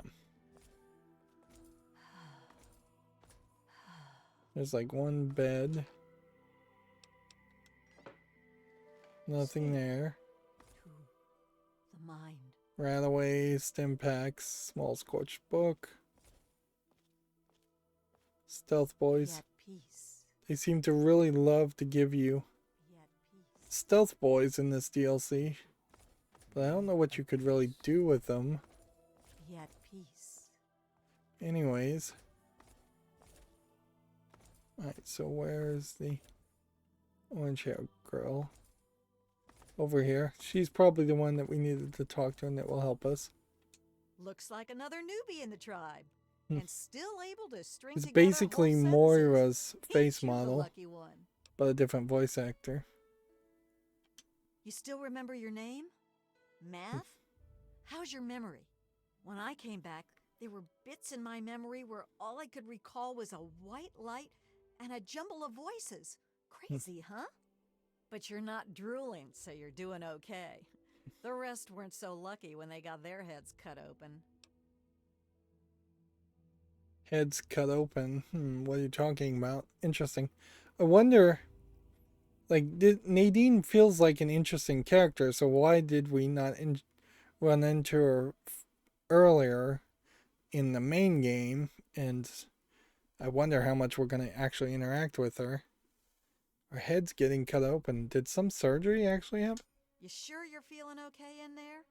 You might want to check your head for a scar. We all get them after going to that bog. You know, the last part of the ritual. After you pass out, they get a guy to bring you back, cut open your skull, and free your mind. As in, he rips out a bit of your brain. It's supposed to be the part that holds you back, but that doesn't always work out so good. Anyway, you look like a lively one, so welcome to the tribe. My name's Nadine. Interesting. So it's some actual brain surgery. That would explain the weirdness. Off at his magical thinking cave, I guess. We're not allowed to know where it is. He says we're not enlightened enough to understand. I swear that sort of stuff pisses me off so much. I thought joining would be all drugs and magic, but it's just the same crap as everywhere else. Guess that's why I trailed Jackson to his stupid mystery cave. I only been here a week or so, but I'm about ready to ditch this bunch of dummies. I already stole all the punga I could ever need. Hey, if you still want to know where Jackson's hiding, I can help you out. No reason for me to give a damn about this place, you know? His cave's under the cathedral, but it's hard to find. Use this key to get in through a wrecked ship down at the sea cliffs to the east. Scars. You're a lucky one, and it probably didn't do any permanent damage. Scar will heal up on its own and you'll be good as new. Of course, you'll still be missing a chunk of brain, but it looks like you didn't need that bit anyway. Now, hold still, and I'll see if I can help you look like your old self again. So apparently we had a scar. And the scar is the marks. Yeah, it's all a little fuzzy for me, but I've got a hunch. I'm gonna go do some snooping, see what I can figure out. Meet me by the riverboat in a day or so, and maybe I'll have something for you. Interesting. Whoa, whoa, whoa! That was all Jackson's crazy idea. I knew better than to volunteer for that suicide mission. Last time I wandered too close to that mansion, some old ghoul sicked his dogs on me. Screw that. See, tell me about yourself. What is this, a date? You start making a move and it's stabbing time. Yeah, that also reminds me about the fact that there is just no romance options in this game. And that is sorely missed. There should have been at least one storyline around that with one character. What? There's not much to say. I ran off from home to see the world and find a fortune. And I'm doing it now, okay? Look, it's not that I don't want to go home or anything. I mean, I love my ma, even if she does make me want to claw my eyes out sometimes. It's just, I came out here to find a fortune, to make my mark, to be able to bring something She's with me. probably when I do gonna come back. die. If you see my mom again, let her know I'll be coming back eventually, just not quite yet. Well, there's not much to say. Alright, well, we've got every... Yeah, enough gabbing. Let's move. That's interesting, I suppose. Transcend. These guys are dancing around, so I can't see their outfit. It is the same outfit for all the female characters. It's a little skin exposure, but not anything too crazy from what I would describe as a tribal outfit. Mind at ease. Right. So they have all these like blood marks. And maybe the scar I can find. Yeah, we can see there is a scar right there on the head. And we'd remove that scar for the small percentage of people who care about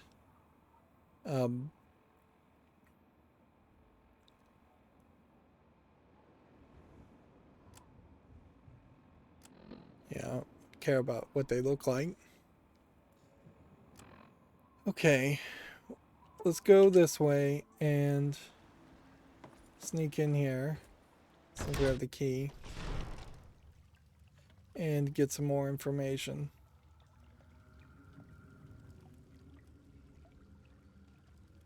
Because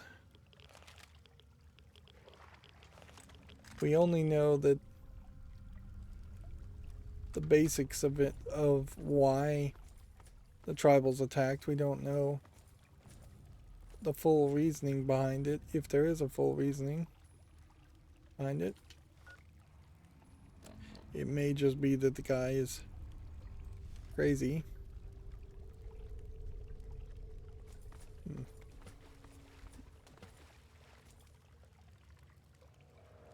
Let's see. Yeah, we have double-barreled shotgun, a whole bunch of money.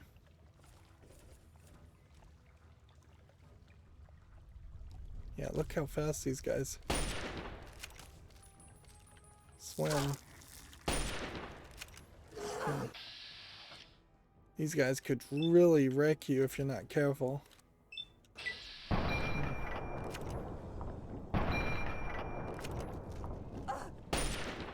If 4 or 5 of these were in a room, and even if they looked like they were fairly far away,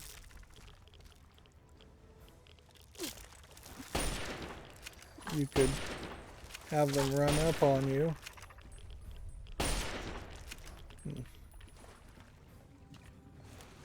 Really quickly.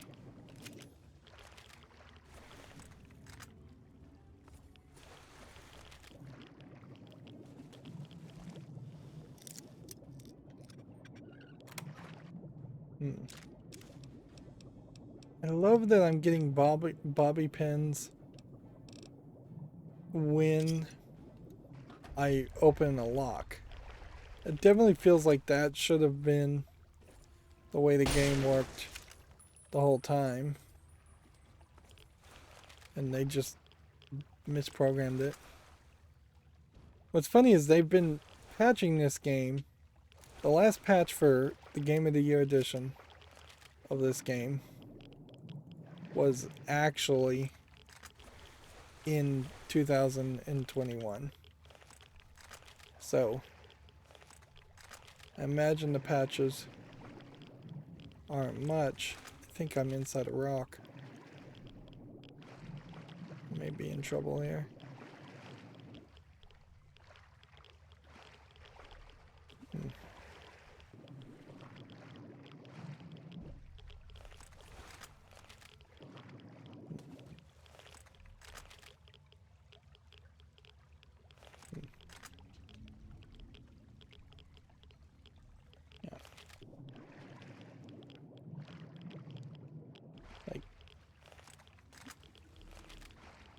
My point to that, though, certainly is that if they've been patching this game here and there, just probably to make sure the game keeps running,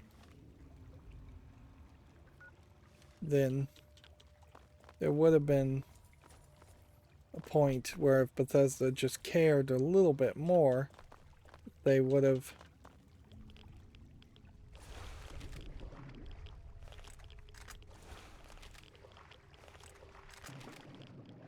they could have like added more bobby pins to the main game and just changed the experience.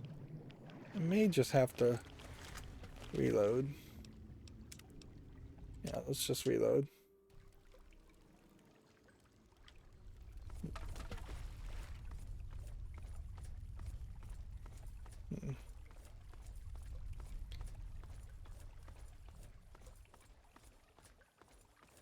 We'll stay out of the water and we'll ignore the 4 bobby pins.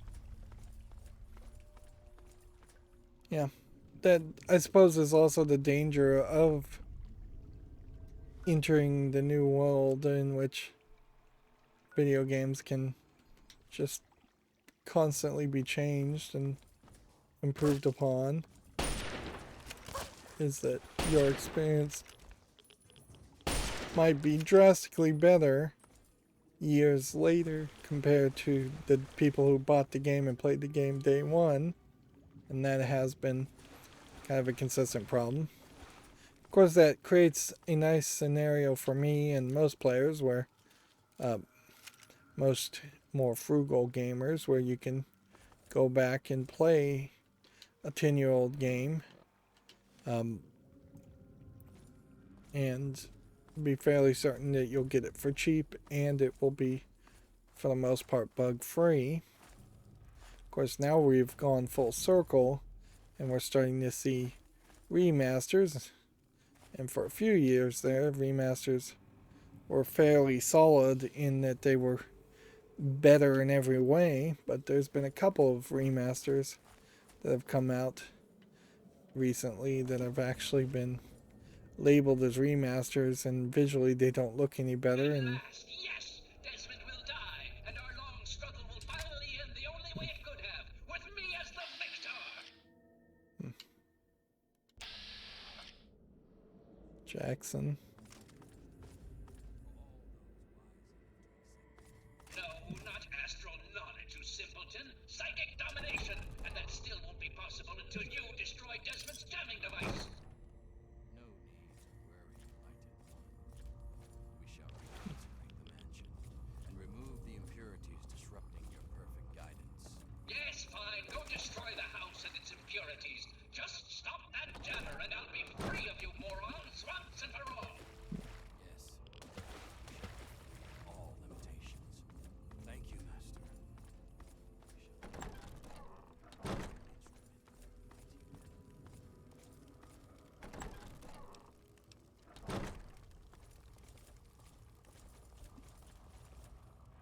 Hello? You are a fellow seeker of the higher planes, perhaps? What brings you here? Let's see. What splendid news. At last, the Holy Land is empty of his disruptive aura, and the astral plane is open to us all. Oh, but the Transcendent Master will want to hear of this, and as the returning champion, it is your right and honor to tell him yourself. After all, it is he who makes all true decisions about the spiritual growth of our tribe, including the decision to cleanse the mansion.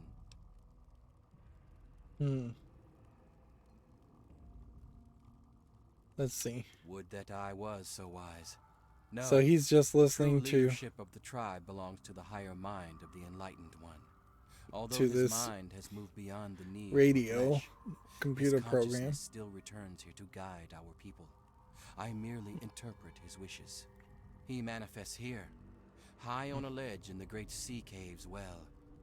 Perhaps, if you are fortunate, he will choose to This is share another his case wisdom where with the you. character is just in complete darkness. We are a family of dreamers, a band of astral explorers, and a church of the mind. In time, we will be free of the horrors of the base physical Sounds world. like he's a robo We will brain. play amongst the pure thoughts of the universe. I know it may seem that I am a brave shepherd to my flock, but the truth is far more humble. I am nothing more than the largest fish in our school, as we swim through the astral seas, exploring, learning, and becoming one. But we are not swimming Again, way too aimlessly. much dialogue for No, a character we I have a don't beacon. want to hear. The shining talk mind this speaks much. to me in my meditations and guides us always. We take no pleasure in violence. Our goal was merely to remove the ghoul. His presence is an offense to the Transcendent Master's astral dominion. I cannot claim to understand the exact reasons that the mansion's resident caused such disruption, however. To understand fully, ask the Master. Yes, commune with him while I see to my tribe. There is much to be done. Yes, fellow seeker? Yes, commune with him while I see We to may my have a tribe. glitch here. There is much to be done. Nope, he just bumped into me and triggered dialogue. Wild Punga. And it's just a holographic projection, which weirdly we don't see holographic projections anywhere else in the game. So, is this some kind of Commonwealth technology that is highly advanced? So you're the mouse that was scurrying around here? Not much to look at, but at least you're not drooling all over yourself. I can work with that. Now then, perhaps you can be more useful than that simpering spiritualist and his tribe of idiots. What the hell are you? What you are interacting with is merely a holographic projection, and a rather clumsy one at that, but it's all I can manage at the moment. As for myself, you gaze upon one of America's greatest minds, preserved through the miracles of science. Much more elegant than shambling on as some rotting corpse for all eternity, don't you agree? Who? Jackson believes me to be some kind of god. You'd think that would be good, but his interpretations of my commands leave something to be desired. Regardless, I trust you can be more effective than he has been. I need your help for an important task. There's a troublesome ghoul who lives mention. I need him destroyed and his jamming device neutralized immediately. More than you could possibly imagine with your squishy pink mind. But the only pressing matter at the moment is a device in his possession. He has a jammer that limits my projection range to this pathetic cave. Remove that, and I can extend my reach so much further. Killing Desmond would be a nice plus, but I'm sure we can get around to that later. Desmond, that bag of bolts and bile will pay dearly for his trespasses. Were it not for his interference, I would still have a body. Still, its absence is only honed my brilliance, so perhaps I owe him my thanks. An appreciation I'll show in the form of a quick and messy death. This guy definitely doesn't seem like a good guy. Of course I did, but that moron thought it was one of his adult visions. The real goal was to destroy the ghoul's jamming device. Honestly, those fools aren't worth the meat they're made of. A minion that can't follow directions is no use at all. Yes, away with you. And that's it for the projection. Okay. Speak with Desmond. Thought control. So we, I think, probably would have gotten a quest had we gone back and talked to Desmond. And instead of getting that quest, we just finished that quest. Which would have really...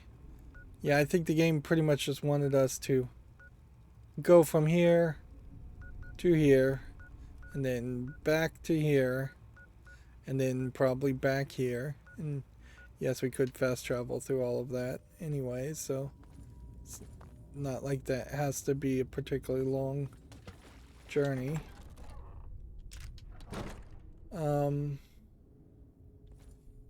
More graves than I would have really expected here, but whatever.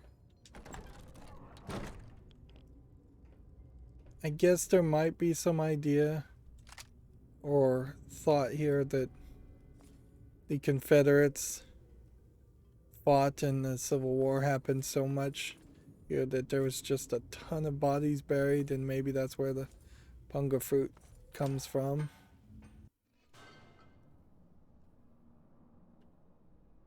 See, I figured there was something about this well. And... okay. Let's travel the Culvert Mansion and go talk to Desmond and see what he knows about all of this. Both the brain and this guy sound kind of like jerks, so...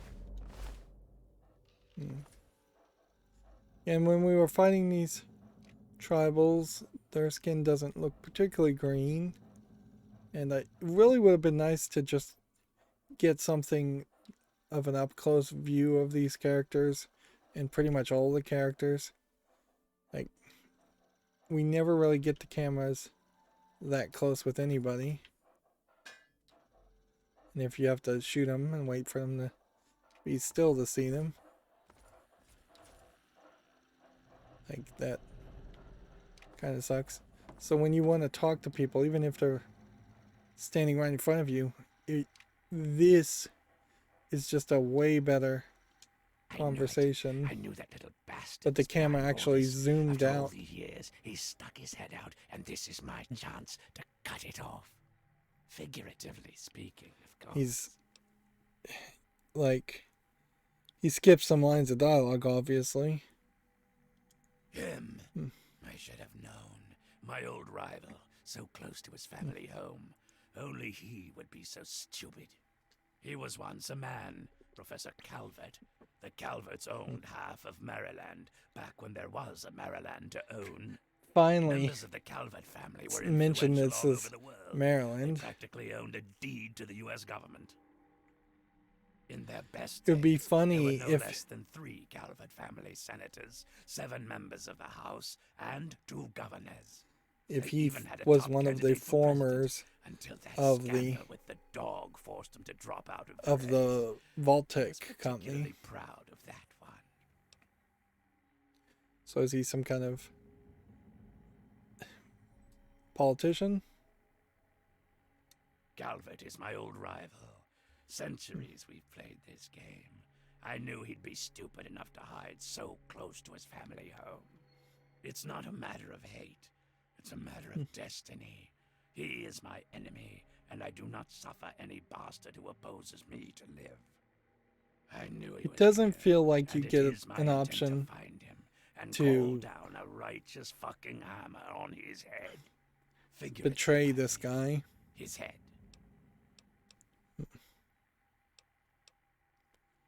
Of course, I fucking want you to do something else. You don't expect Again, me the to trot cussing around is this weird. mud hole myself, do you?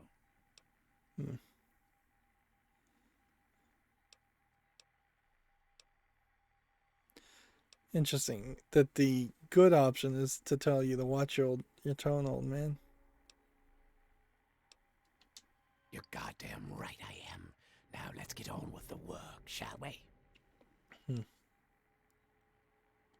So, those half-wits are getting messages from the professor, right? So he's off somewhere, broadcasting to him.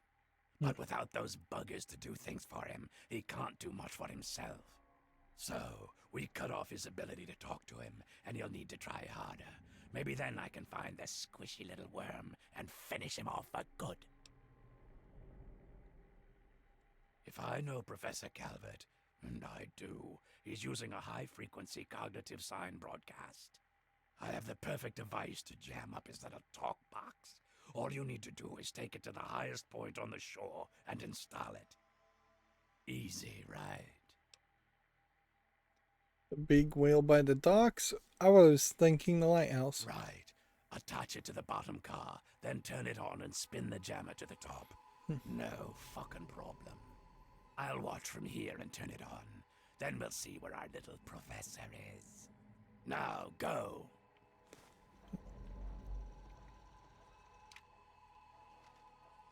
I was hoping to finish this game in this recording, but unless we just can really haul butt, I question whether that's going to happen.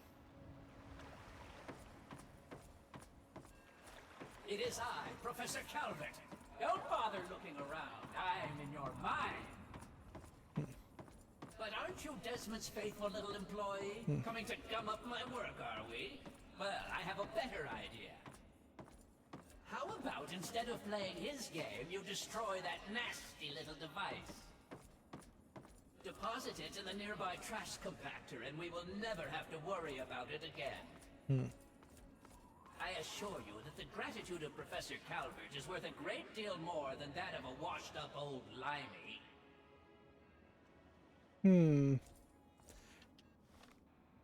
So, choices. Let's make a safety save.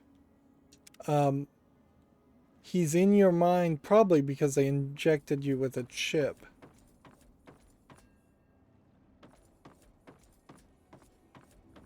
Let's see. And this is a different You type fool. of technology. What have you done? You will pay for this. Pay! No one betrays me. Do you understand? You will suffer this. You will both pay.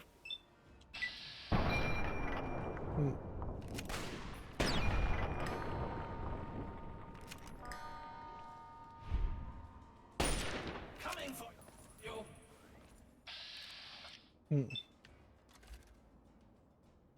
Of course, the game establishes you start by shooting tribals, so it would only make logical sense to continue to shoot tribals. And then this guy has a finger, so you have this extra indicator. Certainly just telling you that they're bad guys.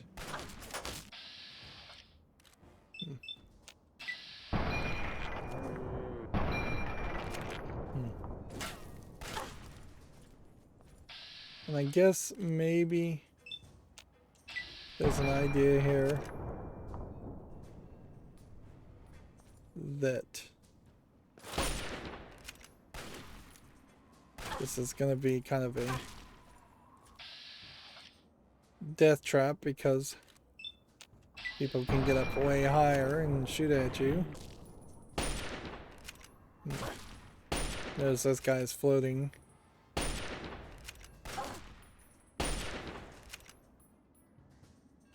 My health is kind of low.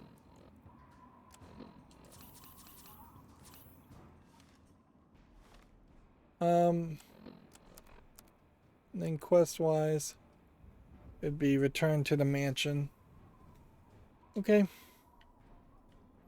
Let's see what happens there. Guess we're gonna have to just walk. Walk until we no longer hear the music.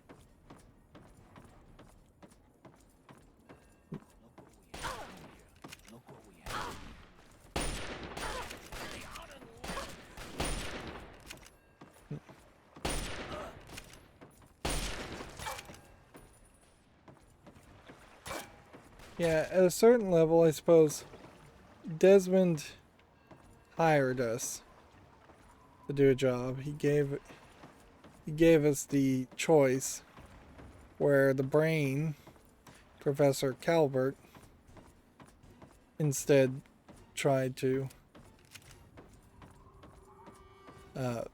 control us with chips in our brain and manipulation.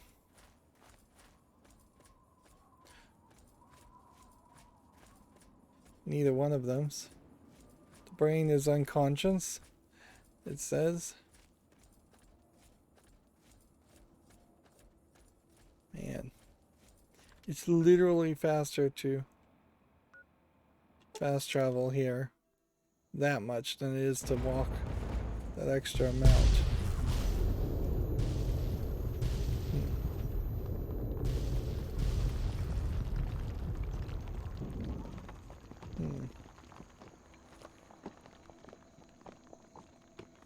I guess the place was going to get blown up no matter what.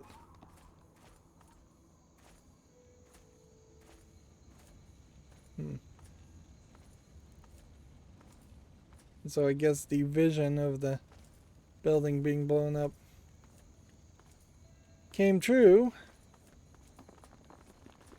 And I imagine if you did a one-to-one comparison of the amount of rubble left here and the size of the building on the outside versus the size of the building on the inside, you'd probably realize that it was much bigger on the inside.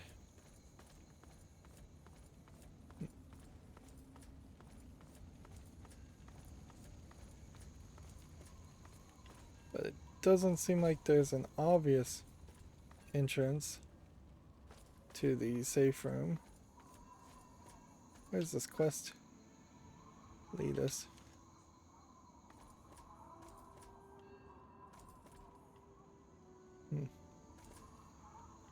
It's saying here, hatch to the panic room. That bastard. That bastard. He killed my pups. Nearly killed me. For what? He doesn't have the body to fucking do it himself, so he tried to blow me up. Me? Well, this ends today. Desmond Lockhart will finally win out. I know where he is. He overplayed his hand this time. You and me are going to walk in there and end this. Let's see.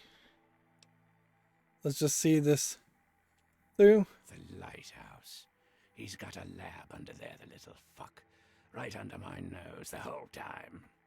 I found it when he boosted his signal to try to get through the jamming, when he sent those tribals to kill my poor pups. He's down there, hiding behind robots and machines, sucking life. Pathetic. He dies now. Now that's more like it. Follow me. You're about to witness the end of an era. Okay. And I guess we'll come back and check this whole place for items to loot later.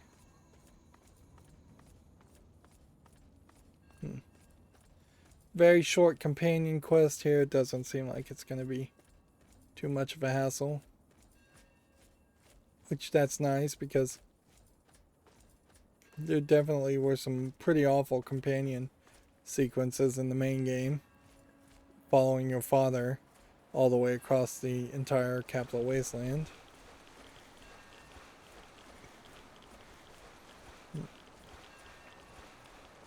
Probably would have made more sense for pathfinding if he had actually, if they had actually put a bridge to the lighthouse. As you can see there, he kind of failed miserably to find his way across the water and started swimming in the wrong direction. Not sure where this door is going to be.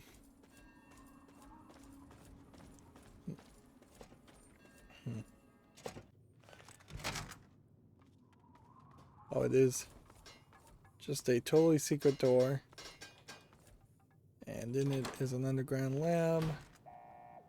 You have a very different style of environment here. And I guess we'll just come back and check on this all later.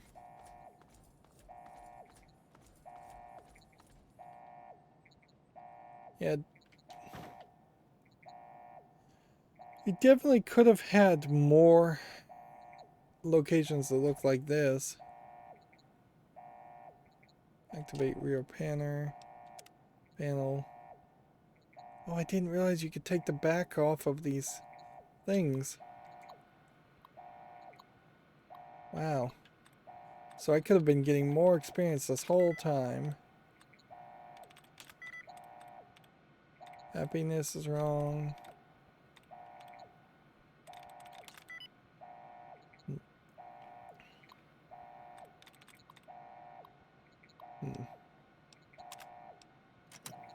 Deactivate whatever turret was there. Didn't even realize there was a turret there. Go ahead and check. Yeah, this is a whole different style of art.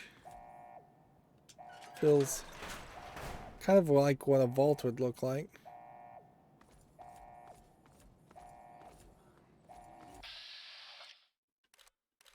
Robo Brains Sentry.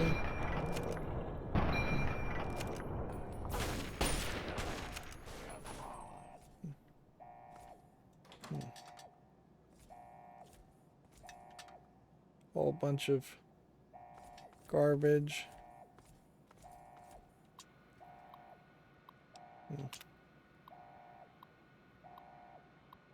Pause now if you want to read this. Pause now if you want to read this. Pause now if you want to read this. I almost wonder if Desmond is supposed to be like some kind of newspaper reporter or FBI guy. Probably not FBI. Or Deep Throat equivalent, yeah. Some kind of whistleblower type character. And again, I'm just not willing to really read any of this.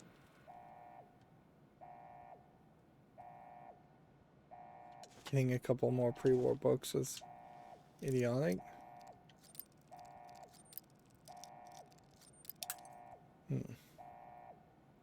I never did get the number of bobby pins up to 100. But I never really thought I would either.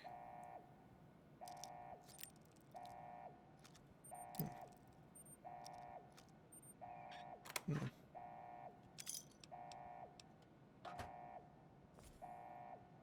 have a whole different style of locker, or texture of lockers. These empty picture frames don't make sense.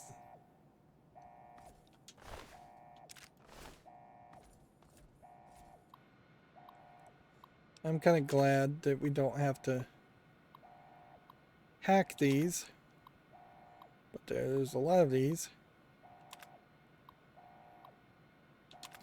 I would almost assume that this is the guy who invented the robo-brains, which means Dr. Calvert might be one of a few scientists that are divergent points in the history of this world versus the real world. Yeah. If you mesmatron power cells. Yeah. If you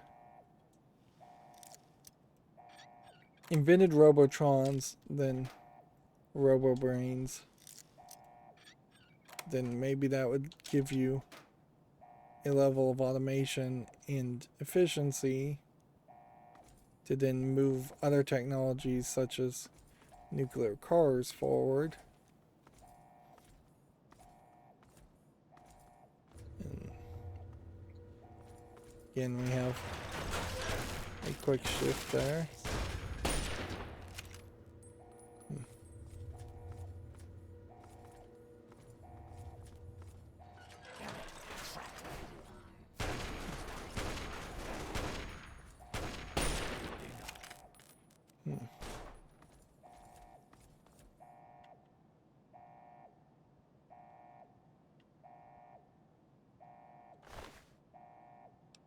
Level Alpha security badge.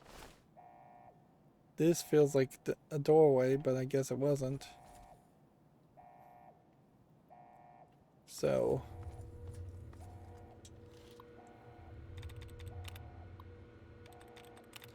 the security badge, I think, just let us in.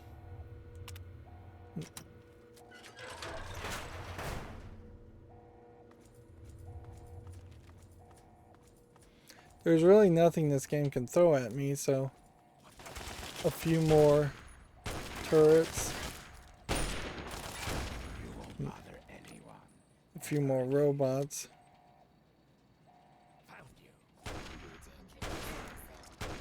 In a lot of ways, this facility feels like it is a much better depiction of what the torture of the Chinese should have been. Level beta security badge. So why not, instead of having an internment camp and having the torture in the morgue happen there, why not have a note saying that the people were shipped to this facility to be killed, then or tortured and have their brain extracted. And then that quest also wouldn't be able to be finished without doing the main quest.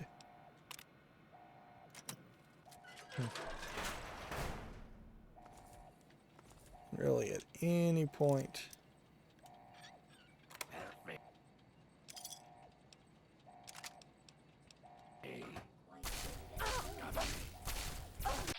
Any point we could just walk through a door here, and that would be the end of it.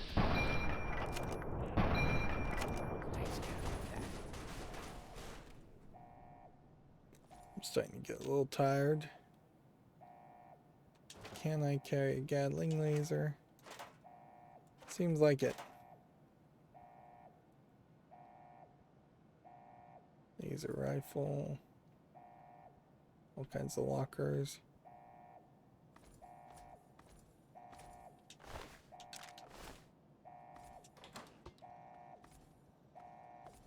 He's just down this way.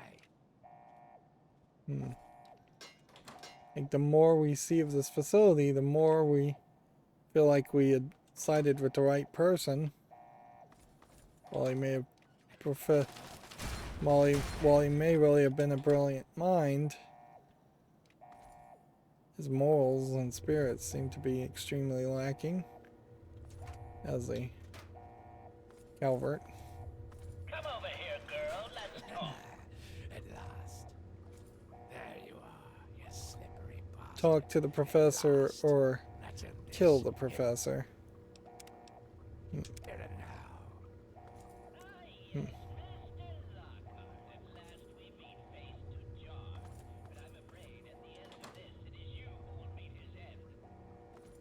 No, I brought someone with me. Someone very special. This stranger tricked you into letting me find where you were hiding. Yes, Desmond. But whose side is she on? Do you know? Can you be sure? You always were so bad at choosing your allies. So, We shall see, shan't we? Destroyer, seems like if you destroyed the signal. I'll have none of your posturing. How dare you violate my inner sanctum? I demand that you exterminate Desmond at once. I'm sick of you, both of you. Seems like you're not supposed to pick sides, but I really have not seen anything wrong with Desmond so much that I shouldn't just kill this guy.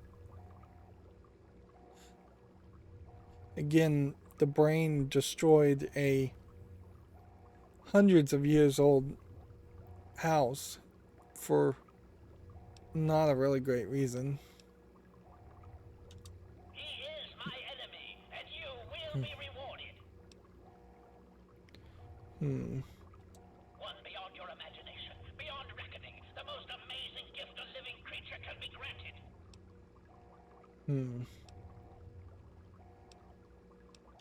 Then you shall die along with him.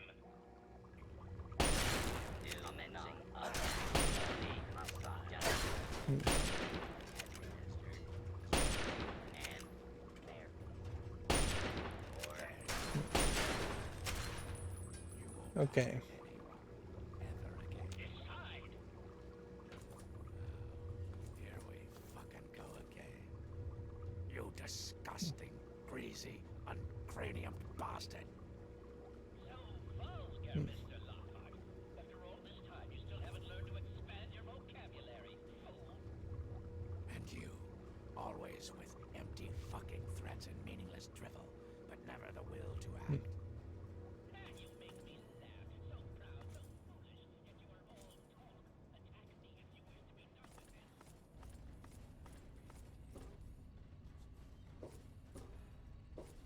this. Seriously, can I just not kill these guys? I'm sorry, ma'am, but you forced me to utilize deadly force.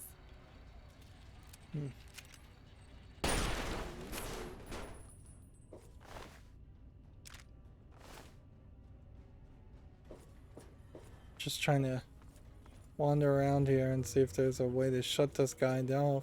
You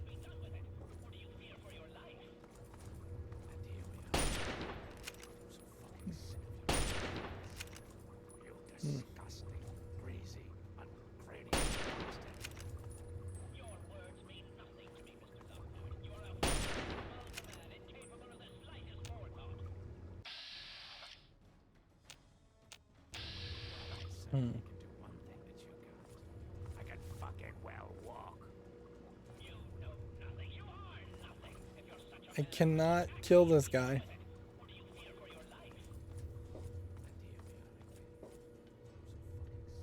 It seems like you just fall down here, then that lets you walk back up. Not seeing any generators I can shoot or blow up.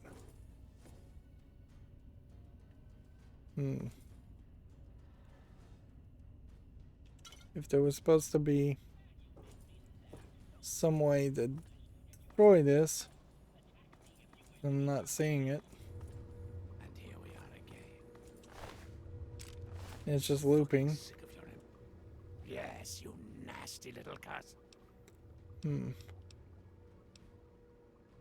What's the difference between you and me, kid? What makes a gifted killer like yourself into a rock-hard bastard like me? The answer is training, you ignorant fuck! I've got 100 years of experience on you, and don't you forget it. Stick by me and you'll get a master's class in doing what has to be done. Hurry up. And here we Okay. are again. So fucking So he's basically promising a... greasy.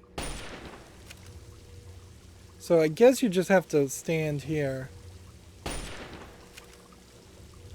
and really shoot it several times.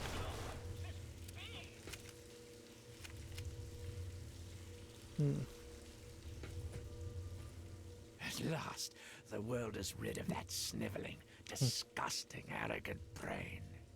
Think of it. Everything he learned, everything he had, it's all here, and it's all mine. Mine.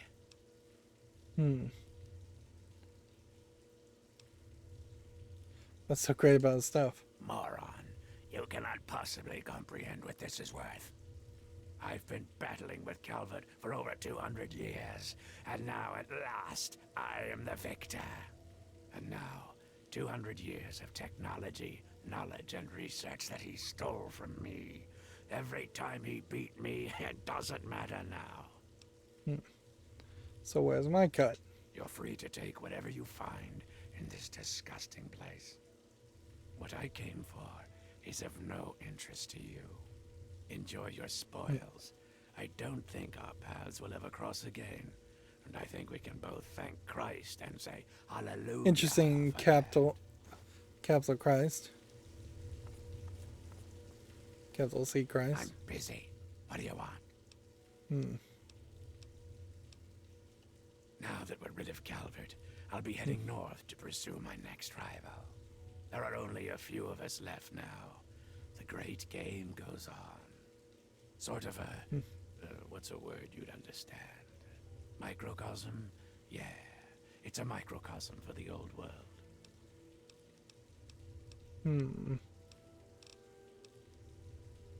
I'm pulling all the data that I can from Calvert's computers. Everything the little bastard gathered is here.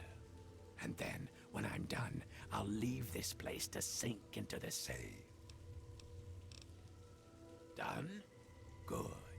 Bugger off. So Desmond sounds like a jerk, but they both sound like jerks. Meanwhile, we have a microwave emitter as a weapon. We have a lock, which we will want to actually unlock, even if we have to go through a few bobby pins to unlock it.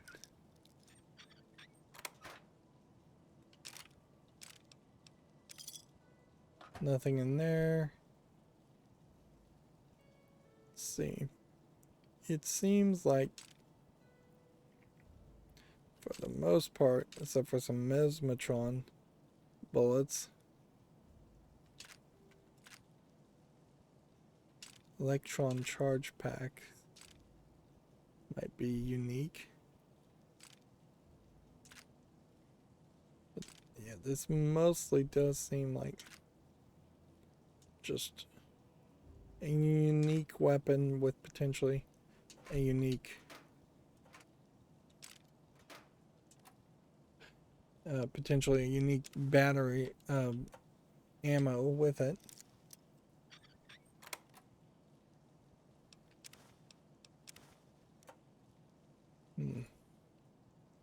And that is that. Right.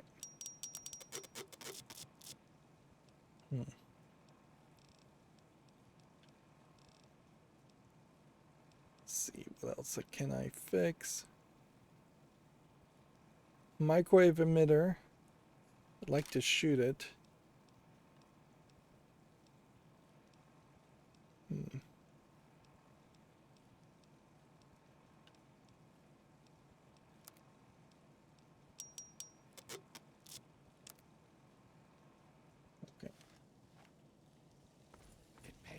say it, but thank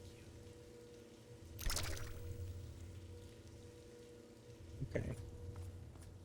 Let's go ahead and make a safety save.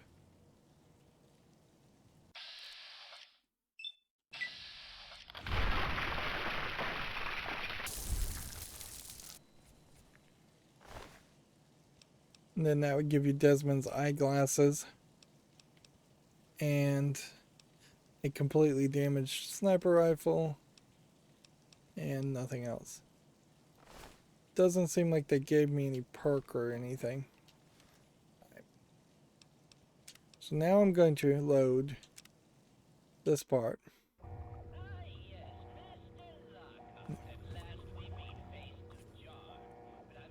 Talk to the professor or kill the professor. How dare you violate my inner Let's see. Why don't you just talk it over? irrelevant. He must be destroyed. Assist.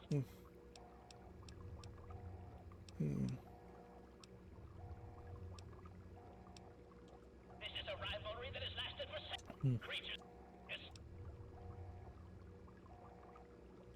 Excellent. Destroy him. Destroy Desmond. Okay. We have here.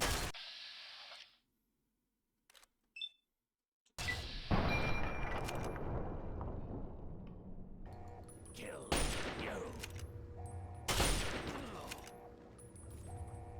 So then that knocks Desmond down. At long last, Desmond is dead, and you, I have you to thank for it. Let's see. I have a very special gift for you, my friend. Death! Professor Calvert is never kidding. Robots, to me! So killing him really just gives you the opportunity to then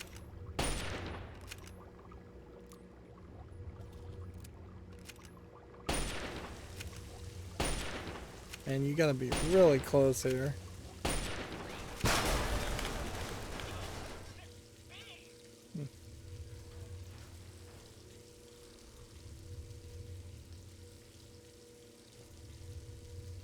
So you go that route,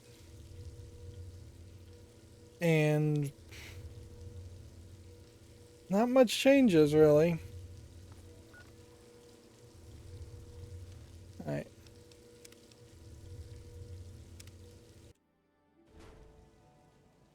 So I think canonically we'll just have this guy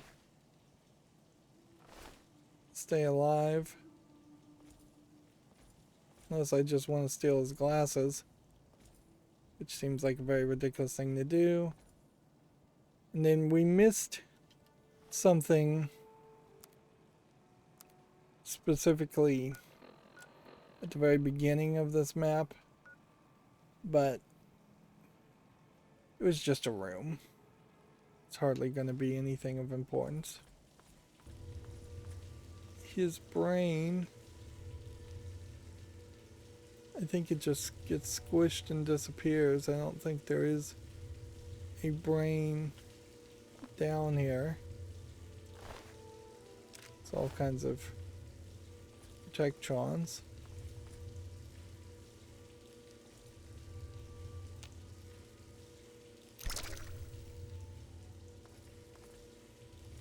I have plenty of bullets, it seems, with this microwave.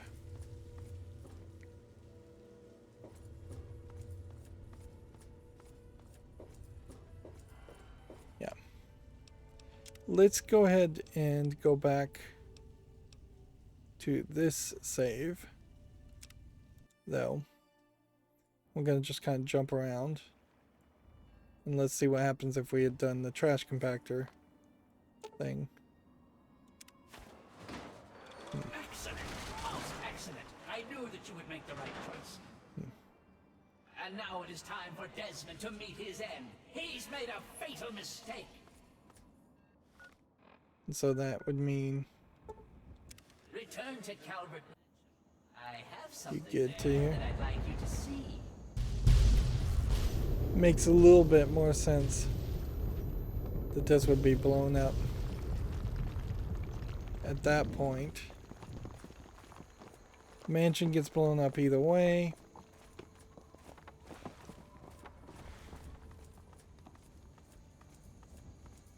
Quest complete thought control.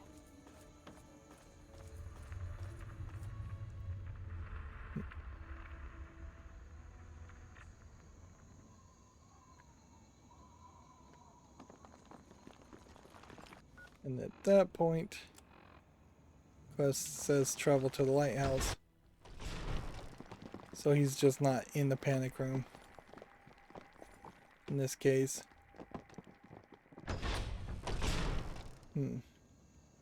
I imagine you would still meet up with Desmond in the lighthouse, though, and he isn't actually dead.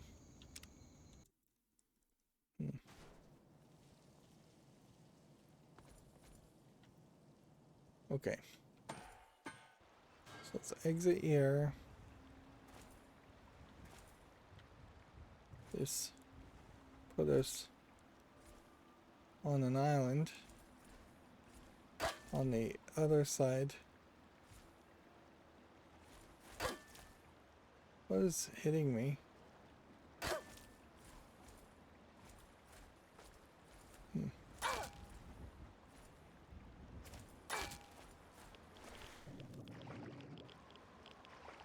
Something is hitting me. I have no idea what it is.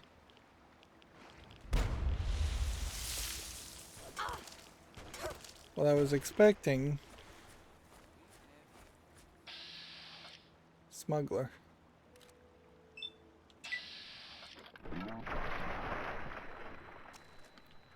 But what I was expecting though was to run into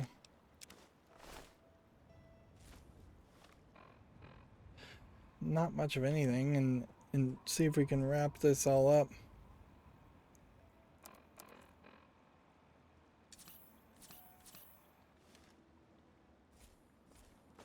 So we got this whole smugglers section.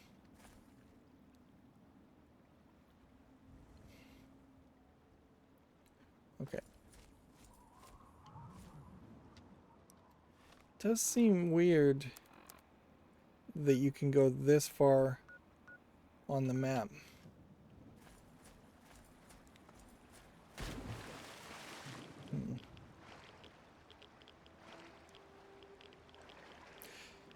What I thought would happen is if you sided with the brain that he would give you some kind of perk, but obviously that didn't happen. Back to Calvert Mansion.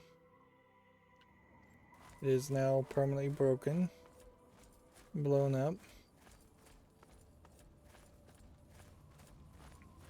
And I suppose there could have been more buildings like this in the wasteland where it was giant mansions. This is a very big gun. It's taking up a lot of screen space. A bunch of Nuka-Colas, Nuka-Cola Quantums. Bobby pins. Wine, dirty water. Fission batteries. So if you needed any source of batteries, you could have come back here.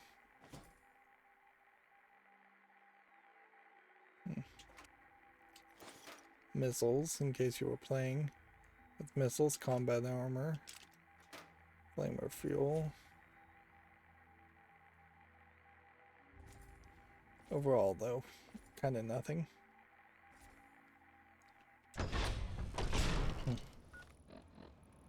Alright. And that makes it seem like this church with the tribals is probably just going to be left alone. let's go this way and give the book.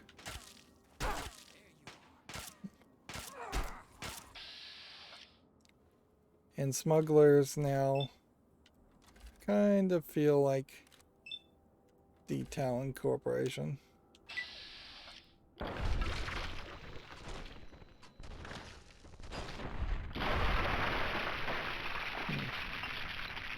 What's interesting about that smuggler is she's just wearing a standard, like, she was just wearing a standard, like, t-shirt and jeans, and it felt a little too normal for Fallout. You definitely could have had enemies dressed that way. It just feel weird. Okay. We have here Die Thief. Save key. Stim packs. Let's read the terminal.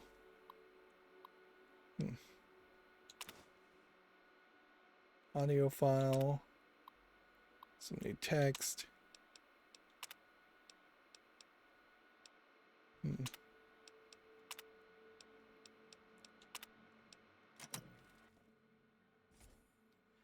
Definitely feels a little weird that the person who was depicted as a Christian and a good person ends up being murdered for kind of stealing and orchestrating a theft of an evil book. Let's see. This is just a badge. This is just a badge. And apparently we could have gotten her last words either through the terminal or the recording next to the terminal. While I slept. I don't expect to survive. I only pray that that you haven't taken that book to Obadiah. You must take up my mission. There is one way to utterly destroy the Krivbekne, but you must take a pilgrimage far north of Point Lookout in the capital wasteland. Seek a place called Dunwich. Within is an obelisk, itself a wicked thing. It'll consume the book. You need only press the book to its surface. May God shed his blessings upon you, child. Make haste for Dunwich. My God, I am sorry for all my sins with all my heart. In choosing to do wrong and failing to do good, I have sinned against you, whom I should. Okay, well, that is that. Suppose Christianity and the Cthulhu stories probably go hand in hand for just the time and setting of that environment. So, yeah, there's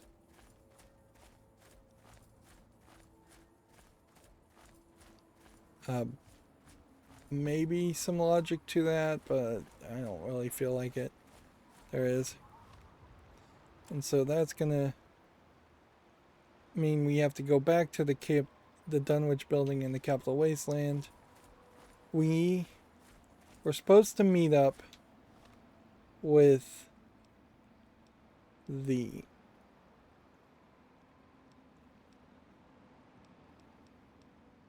this is a lot of quests compared to all the other games. It's like, this is where the DLC started. 1, 2, 3, 4, 5, 6, 7, 8, 9. quest where everything else barely had 6 quests, and frankly it probably had about 3 named quests in the regular DLC. Right. We were supposed to meet up with the girl in 24 hours. It probably has not been 24 hours. I don't know if we were supposed to meet up on the boat or the boardwalk. It does seem like, as far as world maps go, you have this, and that's really the only quest we can do. So I'm gonna just wait 24 hours. Feel like there was something else as far as waiting 24 hours that would have been reset, but I can't remember what it is. See, when we get back to the Capital Wasteland after we do this whole Dunwich building thing, there's not really anything I can think of that I still want to do. So I think we will just end the game. And Hey, just in time. Found out who went rooting around in our skulls, and you'll never guess who it was.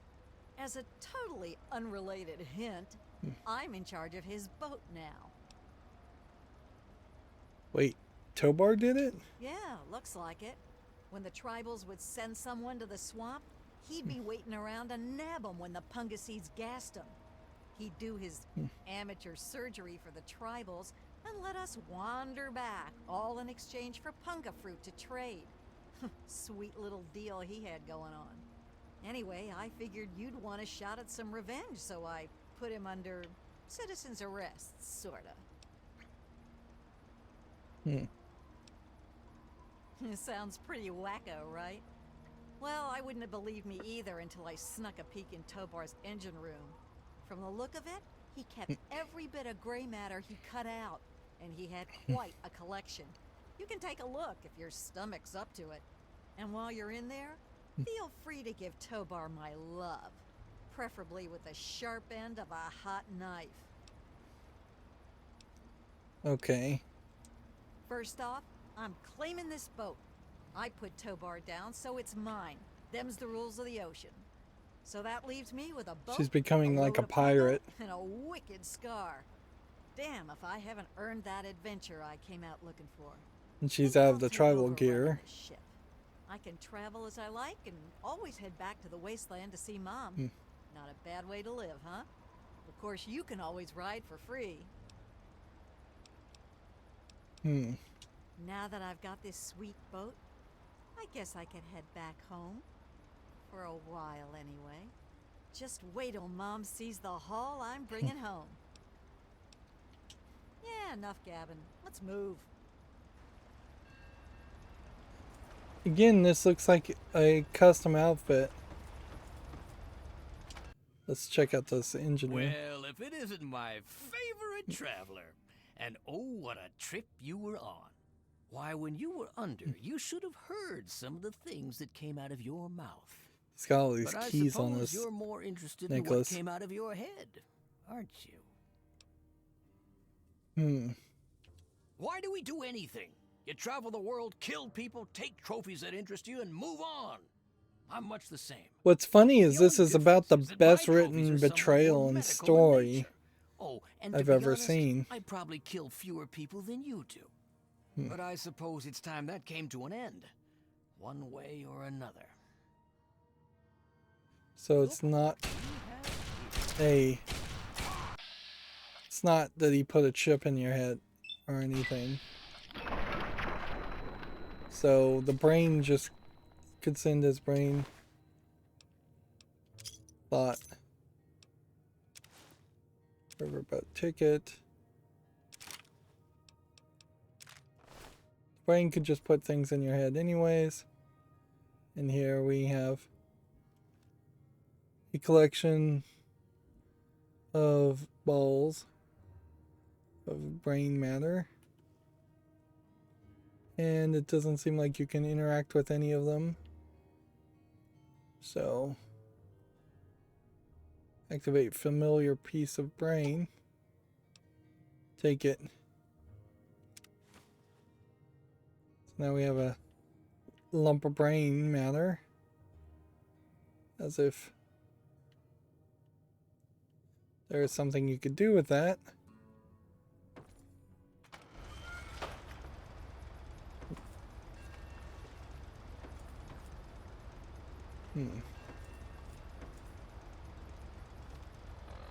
Let's see. I think we can just travel back to the capital wasteland. And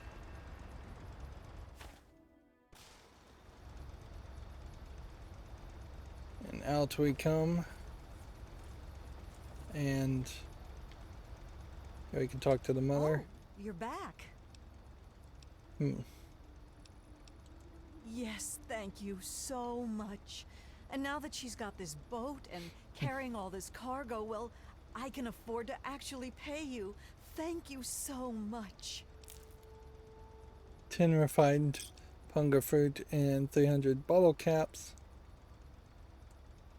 Thank you so much for your help. Over encumbered again.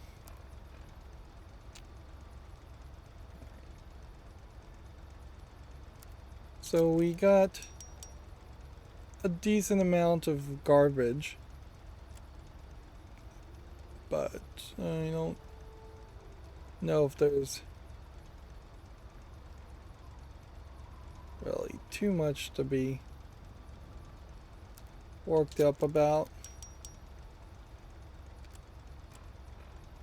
as far as items. Or there really is just not anything here that we can use or do anything with. Let's just see if we can. We can't even drop things. We having fun yet? Yeah, enough gabbing. Let's move. Alright, well. So that is just that location. That would take us back to Point Lookout. There seems to be no reason to go to Point Lookout. There's undoubtedly, I would think, potentially somewhere around 2 or 3% of this game I may have not seen, just things not marked on the map, and then I think there could be as much as even 25% of this game that I did not see because I made a specific choice and there was a branching path. We'd already done this Dunwich building. They really shouldn't have let us in. Of course, it's been quite a while. This whole Dunwich building had us hallucinating and seeing ghosts. See. Capital Wasteland. The virulent trade. So we have to go all the way through this. But this was a whole ghouls related fight, and these were pretty powerful roaming ghouls. It doesn't particularly feel like it was a environment, or this story really connects to the other kinds of enemies that we see in Point Lookout.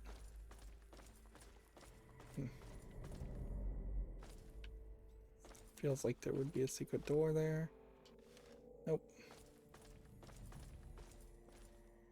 So I think I have to go this way and then back down.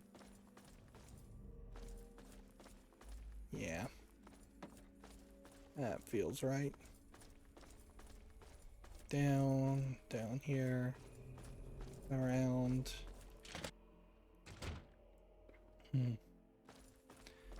Notice they could have easily respawned enemies in this to give you more of a challenge. So you would walk in here and there you would have seen the glowing one, and there was this whole other story to this that you'd have to read a whole bunch of logbooks to really follow. And if you played the game like I did and just wandered into this, I've already seen that story, and it's redundant to have to try and experience it a second time just for the DLC.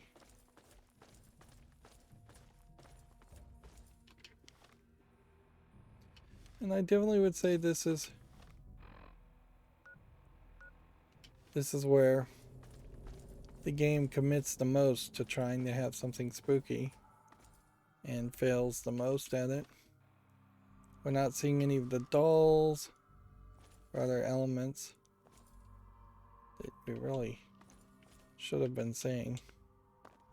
If they were going to establish all the weird doll voodoo stuff, it should have come over. But I guess the main game cannot be modified, I would bet, as much as you would want to modify it as far as adding new 3D models. I did suggest at one point we would go back to the pit and just give a whole bunch of toys to the baby that we kidnapped, which that was probably the most annoying choice that we had to make in the whole game.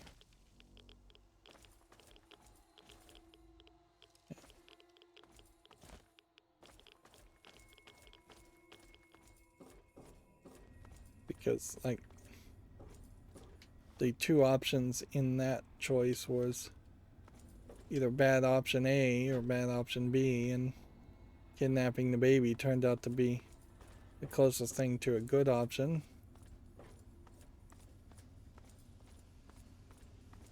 Alright. This should be the way.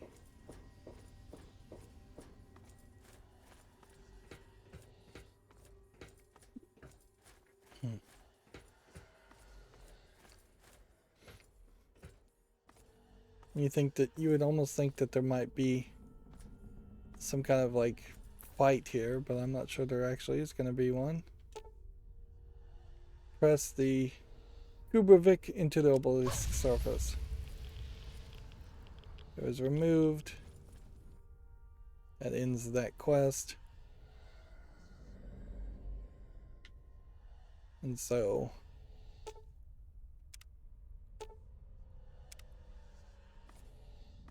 that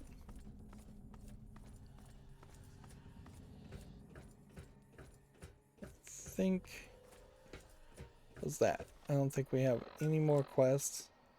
Everything is done.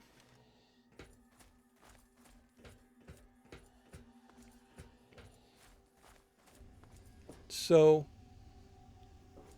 I think what I'd like to do, in honor of this game, in the honor of putting so many hours into this, since there really isn't going to be a recap, you've heard what I've had to say. Almost everything compared to Skyrim is worse, and inevitably that should be the case, because Skyrim came out after this, and they should have improved and not gotten worse. But I think there is a very decent argument to make to say people should just play Skyrim and skip maybe all the Fallout games, because even in starting this series, what did I immediately do? I skipped the first two numerical Fallout games and the Brotherhood of Steel spin-off, or Fallout Tactics spin-off.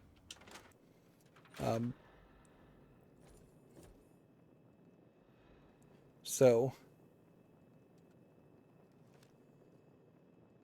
yeah, there is definitely an argument for that. We got every bobblehead. I've played this way better than when I first played the game.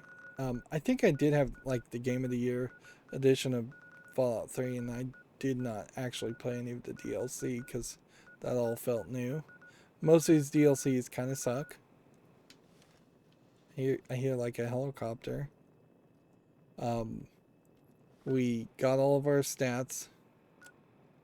So, in honor of the number one thing that happens in this game, I think we should see how overencumbered we can become. If we just grabbed our entire collection of stuff, which it is also worth mentioning, dog meat or his puppy is back at the Vault 101.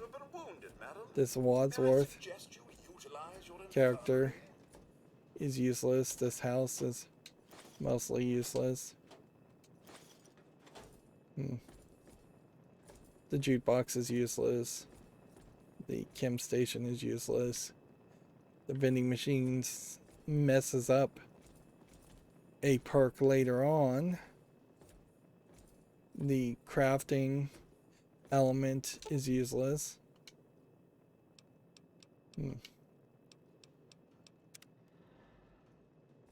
So it's just all a whole lot of stupidity as far as most of these systems go. We have in our inventory right now 3,243 items of weight. We have been slightly below or over 40,000 caps. As far as guns and items we have, there is a fairly large variety. I'd say it's somewhere between 30 and 50 named weapons. And then definitely some non-named weapons.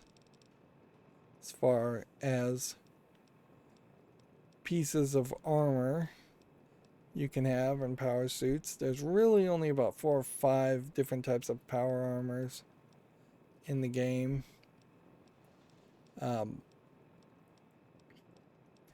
I would definitely recommend not following the walkthrough I started with. Try to have more of a balanced special when you start, and try not to end up with a super powerful Chinese assault rifle at the very beginning of the game, because you're going to end up spending 200 hours using that Chinese assault rifle if that's the case. Being a little bit underpowered for variety, I think, is the right move. There is obviously a lack of quest, as far as somebody should have given you some reward in a quest for collecting all the vault jumpsuits. As far as aid items, the entire system here is stupid and a waste of time. The drugs kind of make sense, but probably got this game banned in Australia. And then having 343 ice cold Cokes sucks, when I could have instead had 34 Quantums, Nuka-Colas. But the vast majority of these items are useless. I don't know why there's a Paradise Lost book. It seems like that might just be an Easter egg. We never found anything around that. That is probably the last thing that I'd be slightly interested in. The miscellaneous stuff is a terrible system to just weigh you down. Very little items that had any value, and even the storyline items just become these collectible things, whereas maybe those storyline items should have been actually closer to a bobblehead as an idea. Like if you had a house and collecting one of everything cleaned up your house and decorated it, then you've got a system for the OCD players. I have 109 fingers here I could go turn in, but there's no reason. I've been at max level for probably the last 30 hours, if not longer. Being able to decorate your house as a system is stupid. Like, there's just a lot of concepts here that would have made sense if they had spent more time on them, but because they didn't, they should have been left on the cutting room floor. Apparently I found either 2 or 3 pre-war books of the special variety of color. It's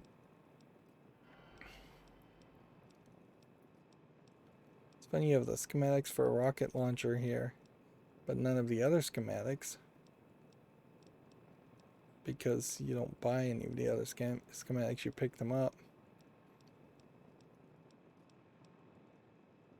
What's interesting here is you also, even being over encumbered tenfold, or if not almost 11-fold, you still probably don't slow down in your movement speed. The bullet system here also clearly needs a reworking. I'd say the whole user interface on the Pip-Boy and in the game outside of the Pip-Boy needs some reworking. But it clearly, when they're making special ammo for special guns, that just confuses the issue. Like, there should have just been one bullet for electric guns, and one bullet for handguns, one bullet for assault rifles, one bullet for sniper guns. And that's about it. Getting rid of things like the mini nukes here. Seems like you could have collected 50 mini nukes in the game, because I shot 8 off, and I probably shot another one off somewhere. So I wouldn't be surprised if there's actually 51 or even closer to 60 in the game. I can't really see a point of the Mesmatron. I don't think too many people would want to play as the bad guy, just enslaving people over and over again. And you just wouldn't have enough ammo to do that anyways. The missile launcher as a gun shouldn't have been removed, just left on the cutting room floor for the next game. Railway spikes should have been removed. I don't even know what those are really even shot in. Shotguns probably should have been removed also as a gun. Flamer guns should have been potentially removed. BB guns should have been potentially removed. But honestly, if you just got the handgun down to 1 bullet and got rid of the magnums, that would fix a lot of things. Stats wise, I imagine you can get your HP up to 630, because there's a perk that would get you to 620, so maybe 620. Maybe even a little bit higher. Radiation never was a thing that mattered. It's once again a system that should have mattered a lot more. Stats effects are not presented up in your face enough for you to ever really come to the screen and check them. It's almost certainly not going to be the case. The rad resistance seems to be maxed out at 85 no matter what you do. The almost perfect perk, giving everything 9, is really sucky, in the sense that the special bobbleheads does not bring that to 10 after the fact. So, yeah. To get to a perfect 10, you probably would need to not pick up any of the bobbleheads for the specials until you are at max level, then run around and get all the bobbleheads. And that's just ridiculous. What's also ridiculous is the fact that we've put so much time into the save file, and there's just nothing you can do with it. It isn't going to transfer over to Fallout New Vegas or give you anything for Fallout 4. Not that I'd want to start a whole new game with all my stats at 100 and all my skills at 100. It would just be nice for, I don't know, a shiny hat or something to be unlocked. Most of these perks, are not displayed very well. I do think Fallout 4 improves on that, but most of these perks also really didn't do anything for us. Cannibal, I don't think we cannibalized more than 2 or 3 people in the entire playthrough, and I was really struggling for probably about 18 out of 30 of the level ups just to decide what I was going to pick. And most of the times when I picked something that I even thought was going to be useful, like the Grim Reaper Spirit, it turned out to not really be that important. Megaton as a city, we should also mention, you were probably supposed to talk to a lot more people and spend a lot more time in Megaton, and instead, because of the horrific over-encumbered system and wait system, which honestly should just not exist, like, there's almost certainly a console command that would increase your amount that you could carry. So changing that to the highest amount. If it's not a console command, there's clearly a cheat or a mod out there, and that would be totally worth it, in my opinion, to just set to the maximum, because we wasted many hours coming back to Megaton just to drop off things, look through our inventories, try and sort things. The inventory systems and lockers and other containers is terrible because you can't put things in different folders. The menu system in the notes is terrible. We've completed 57 quests, and I think that probably is the maximum. If there was a quest I missed, I really, really missed it. We found 220 locations. We're just shy of 1,000 people killed and over 2,000 animals killed. Nearly 4 times, or at least 3 times as many locks picked compared to computers hacked. Ridiculous amount of stim packs taken. But then I was also downing them in mass in the last 10 or 15 hours. Taken a lot more radexes than you would think, and 50 radaways, so radiation played a little bit more of a role compared to having only taken 2 chems. So I couldn't bump that up and get addicted by taking a bunch of drugs, which that might be fun as a way to just end this. 20 bobbleheads found, 165 books read. That's a lot of books. Created 12 weapons. We've rescued 9 captives. There probably is only about 10 in the game, which again, that is a good idea, that because they didn't commit to it, they should have left it. I don't believe there really are too many captives you can rescue in Skyrim. Maybe 1 or 2 people named part of a storyline. We did no Sandman kills. We did 2 paralyzing punches. We've never disabled a robot. We never did a evil contract to kill a good person. We ate 1 corpse. The mysterious stranger says it's only arrived 39 times, but I feel like that number might be actually glitched. And then, yeah, this whole local map should just be in the top right of the screen. It would make so much more sense if that was always there and you could use that. The overworld map for fast travel should be in the menu, obviously, but this overworld map also has a lot of room for improvement compared to a modern game where there's just a lot more to do. Having all these quests in a row is nice, but would have been kind of nice too if you could have maybe put them in different folders, because we definitely know that some of these were quests that were direct follow-ups to previous quests, where others of these quests were standalone.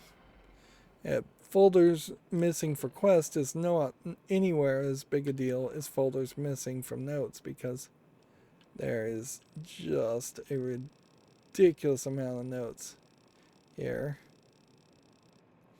And it's kind of funny, the scroll bar is on the left, and then the whole radio station system A is glitched. Yep, the audio has always been broken every single load, every time I've tried it. Right, so our final save file here. Let's see what happens if I take everything. We need drugs, not just things. So, beer, beer, beer, mentats, mentats,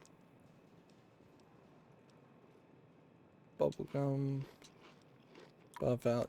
Our radiation actually might get too high. Addicted to buff out. Now, I think you can be addicted to cram, but I don't have enough of it.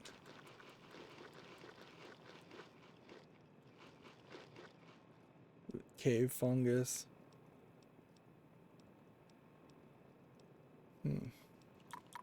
Mentats. Holy water. Human flesh. Ice nuked cola. You get a whole bunch of caps that way. Jet.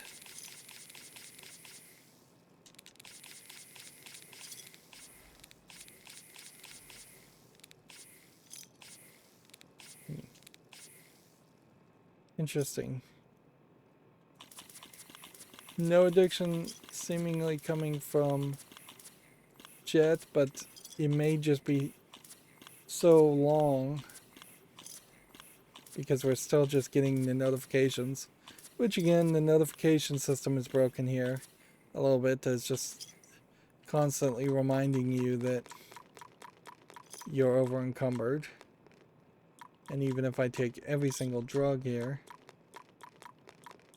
it's probably not going to change anything. See if there was like an achievement around this. This would make more sense.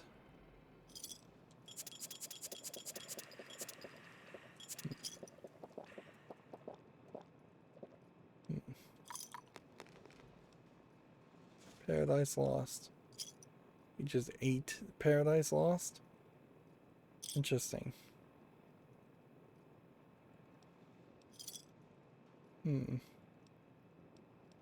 Psycho.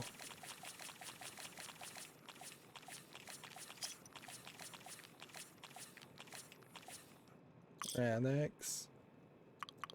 I'll take a bunch of Rad-X, but I imagine that won't do anything. Refined punja fruit. It's probably not addictive. Scotch. Slop.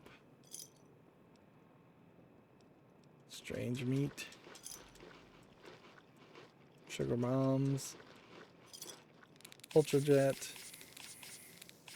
Vodka. Whiskey. Punja fruit. Wine. Apparently I only did have one wine. Uguay meat. Probably not going to get addicted to that. We just became addicted to Jet.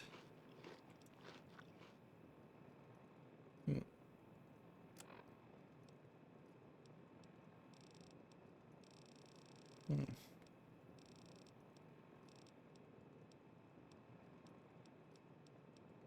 Hmm.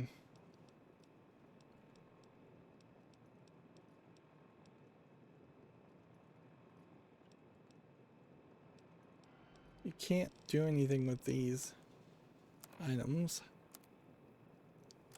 So, status effects. We have alcohol, berry, mentats, buff out, jet, superior defender, and I think that's just standing in one place for damage resistance plus 10. Kind of a nice effect that we get way too late. And then with Rad X, our rad resistance still seems to be at 80.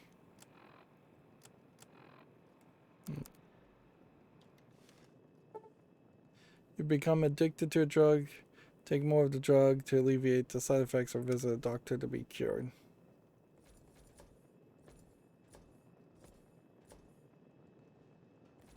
Yeah. Is it gonna flash red again, or are we fine?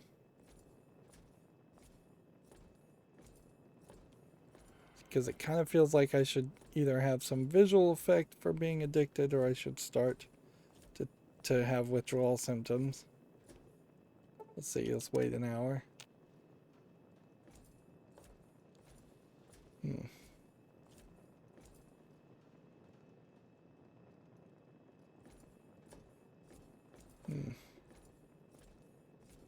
Doesn't seem like it's doing anything.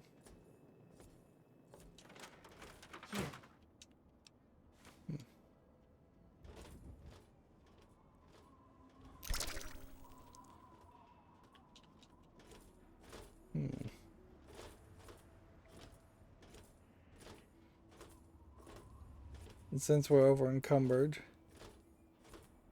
it's going to be a long walk to this nuclear bomb.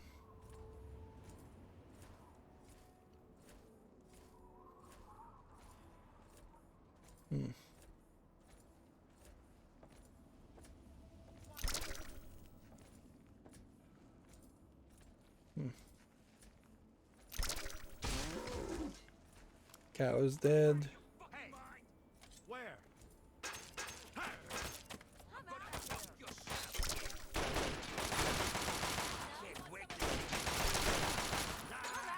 So that's what happens if you kill a cow.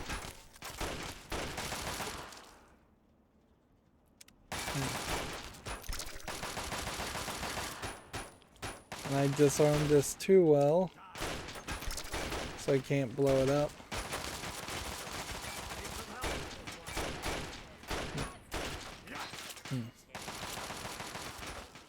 These guys will take forever to kill me. Alright, well.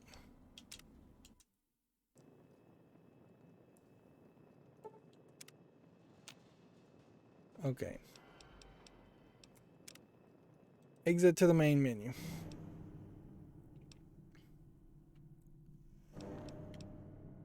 We have a crew button, which would be the credits, but I don't see a real reason to sit through the credits.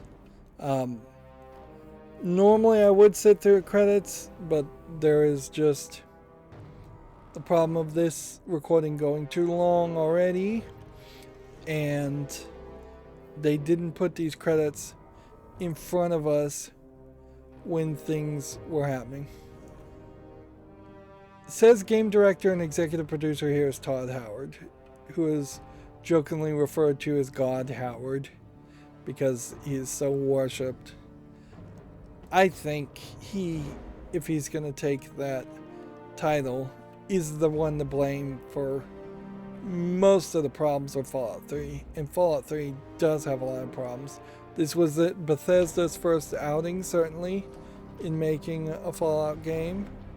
And that could have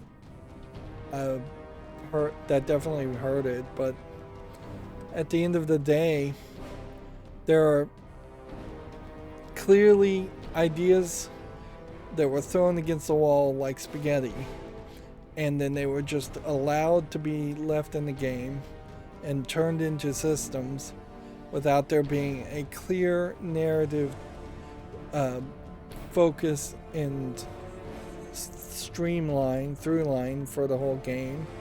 On top of just narrative things, gameplay mechanic wise, there isn't a clear narrative experience that makes sense here. It's far too ambitious a game, and it does not actually satisfy its own ambition. Things we see in this screen in the background, like the goat, which that's a thing that happens at the very beginning of the game 200 hours ago, basically, and then never seen again. Nikola Tesla and You.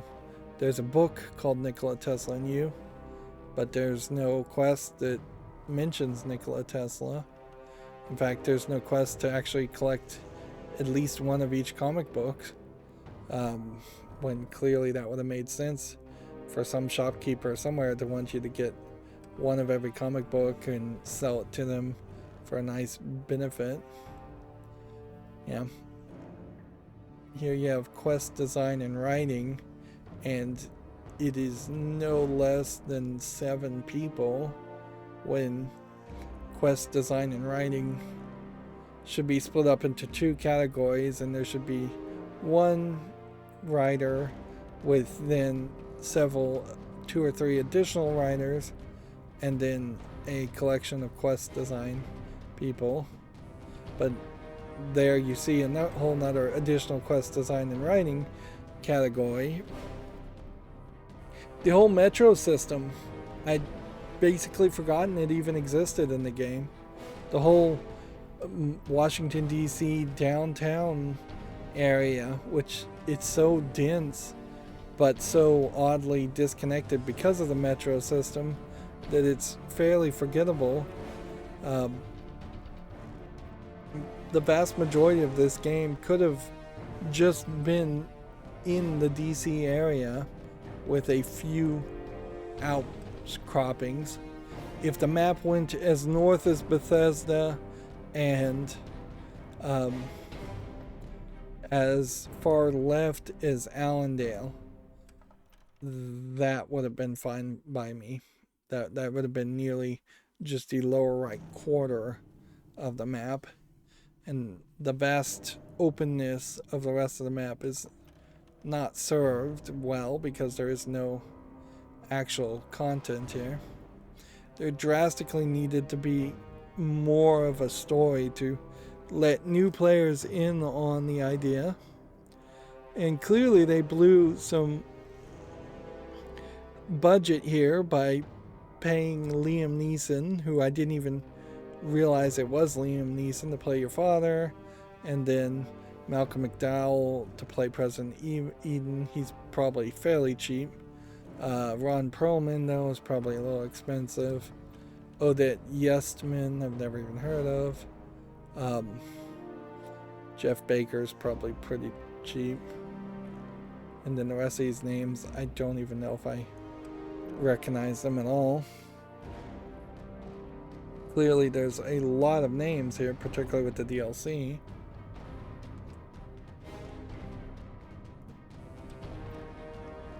But this definitely was a point where they had Todd Howard's kid voice the year 1 baby. Interesting.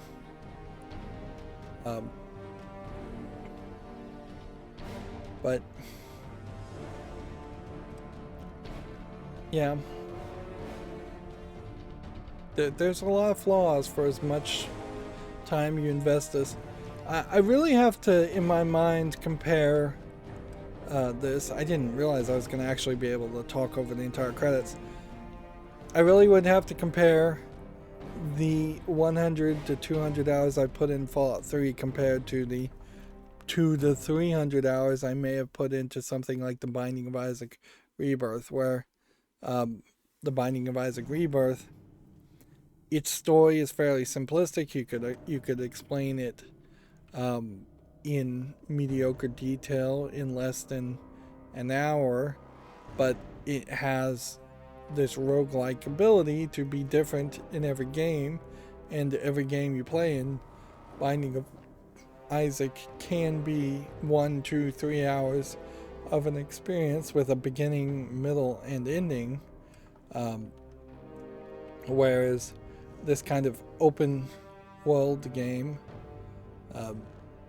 really doesn't have beginning, middles, and endings. Take note on how many different places they recorded voice actors.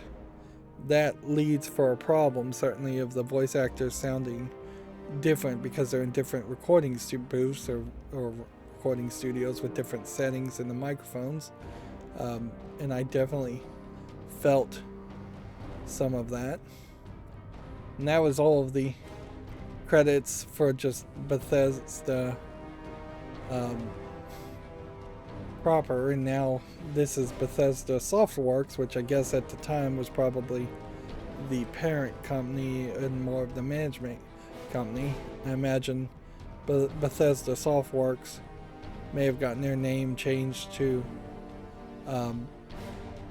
ZeniMax. Nope, ZeniMax is its own separate thing. But yeah, you can see there's a lot of management and stuff that is getting shown here. CEOs, COOs, CFOs all getting mentioned in a video game, and that's fairly odd. If anything, it highlights how ZeniMax has always been this leech that kind of was a bloodsucker as far as the actual Bethesda company and the game makers at Bethesda. Of course, since starting this game, a lot has happened, including Microsoft acquiring ZeniMax, and I feel like that acquisition went through completely because ZeniMax was either a private company or very close to a private company. And since Microsoft has acquired ZeniMax and several other companies, by the way, they have announced the elimination of the Bethesda launcher, which was a terrible launcher concept in the first place because it required you to install an extra app just to play Bethesda games, and there aren't that many Bethesda games to justify that. Although, in all fairness, the Bethesda launcher required you to install the launcher to play Fallout Shelter, and that was pretty much it, since every other game had already come out. Fallout 76, maybe you needed the Bethesda launcher also, but everything else just works. Although, I wouldn't be super surprised if I went to play Fallout 4 on Steam and it still somehow goes through a Bethesda launcher before they shutter the whole software. It doesn't really do anything as far as if you need to log into a Bethesda account, because they're still holding on to that, and it seems like they basically made the launcher as a way of getting people's emails and accounts more than as a way to actually legitimately compete against Steam or the Epic Games launcher or Activision Blizzard's launcher. It got really crazy there for a time, in which every company was trying to have a launcher, and thank goodness that has been abandoned. Yeah, we're in this weird quagmire. I would say there are some elements in the story that I think should have been done better, and there are definitely elements in the story generally that I think should have been removed. I think ghouls as zombies as a concept should have kind of been removed. And maybe you don't need feral ghouls at all as an enemy, or maybe you don't have them look and act quite like a zombie. I think you probably change them a little bit so that they're maybe a little bit closer to trogs instead of just slow moving zombie characters. The vampire story is not touched upon well enough, and the cannibal ability is not touched on well enough to be left in the game, so both of those could have gone. I'm a little surprised there isn't a werewolf story or element there. And then the whole Chinese thing, like whenever we were dealing with China, it seemed like they were always the mustache twirling bad guys, and since they are supposed to be a major player in why Fallout is Fallout, there needed to be more characterization around every Chinese character, and it needed to be set on the backdrop of these are the important characters to care about, instead of the super mutants being kind of the important bad guys, or the Enclave being the important bad guys. Even if somebody disagrees with that, then the argument still kind of stands that if you felt like the Enclave should have been the main bad guys, they should have given us more backstory and just better character development for the Enclave characters in general, and it just doesn't happen. Like, I just don't want an RPG game that is trying to be fairly realistic to a fault to then have mustache twirling bad guys in the Chinese who are attacking still, or still doing spying, or we see remnants of their spying from 200 years ago. I don't want to. They don't have to be the good guys, but they need to be a more nuanced bad guy that have some real motivations. The game should not come off as propaganda. And look at all this music that we never got to hear. It would have been claimed by YouTube, I'm sure, anyways, but the fact that the radio was broken and we couldn't listen to it does really suck. Excuse me. Another thing about the music certainly is that you see this whole list of songs and none of them are queued up at any specific point in any specific mission so you can actually hear it. Other than the background music you're hearing in the game right now, which sometimes played over a cutscene, and that was about it.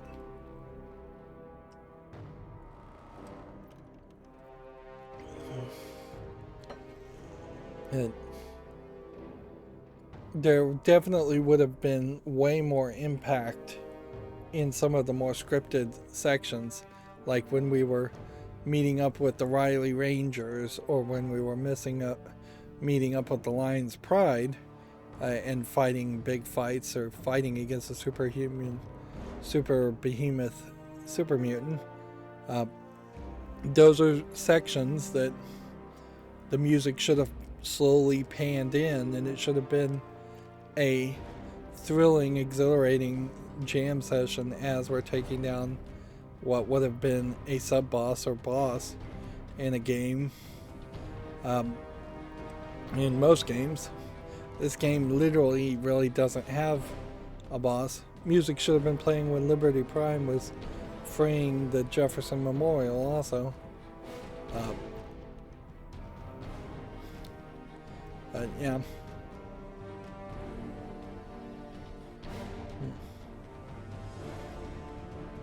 And a lot of my criticisms certainly were addressed in Skyrim, and a lot of my criticisms are certainly, man, I was this credits are still going on. I can't believe this. Things that you would definitely expect to see in a modern game, or ideas that were created after this game came out. But there's a lot of things, certainly, that existed in games before Fallout 3 came out that don't exist in Fallout 3, that should exist in Fallout 3, particularly in just like the RPG genre.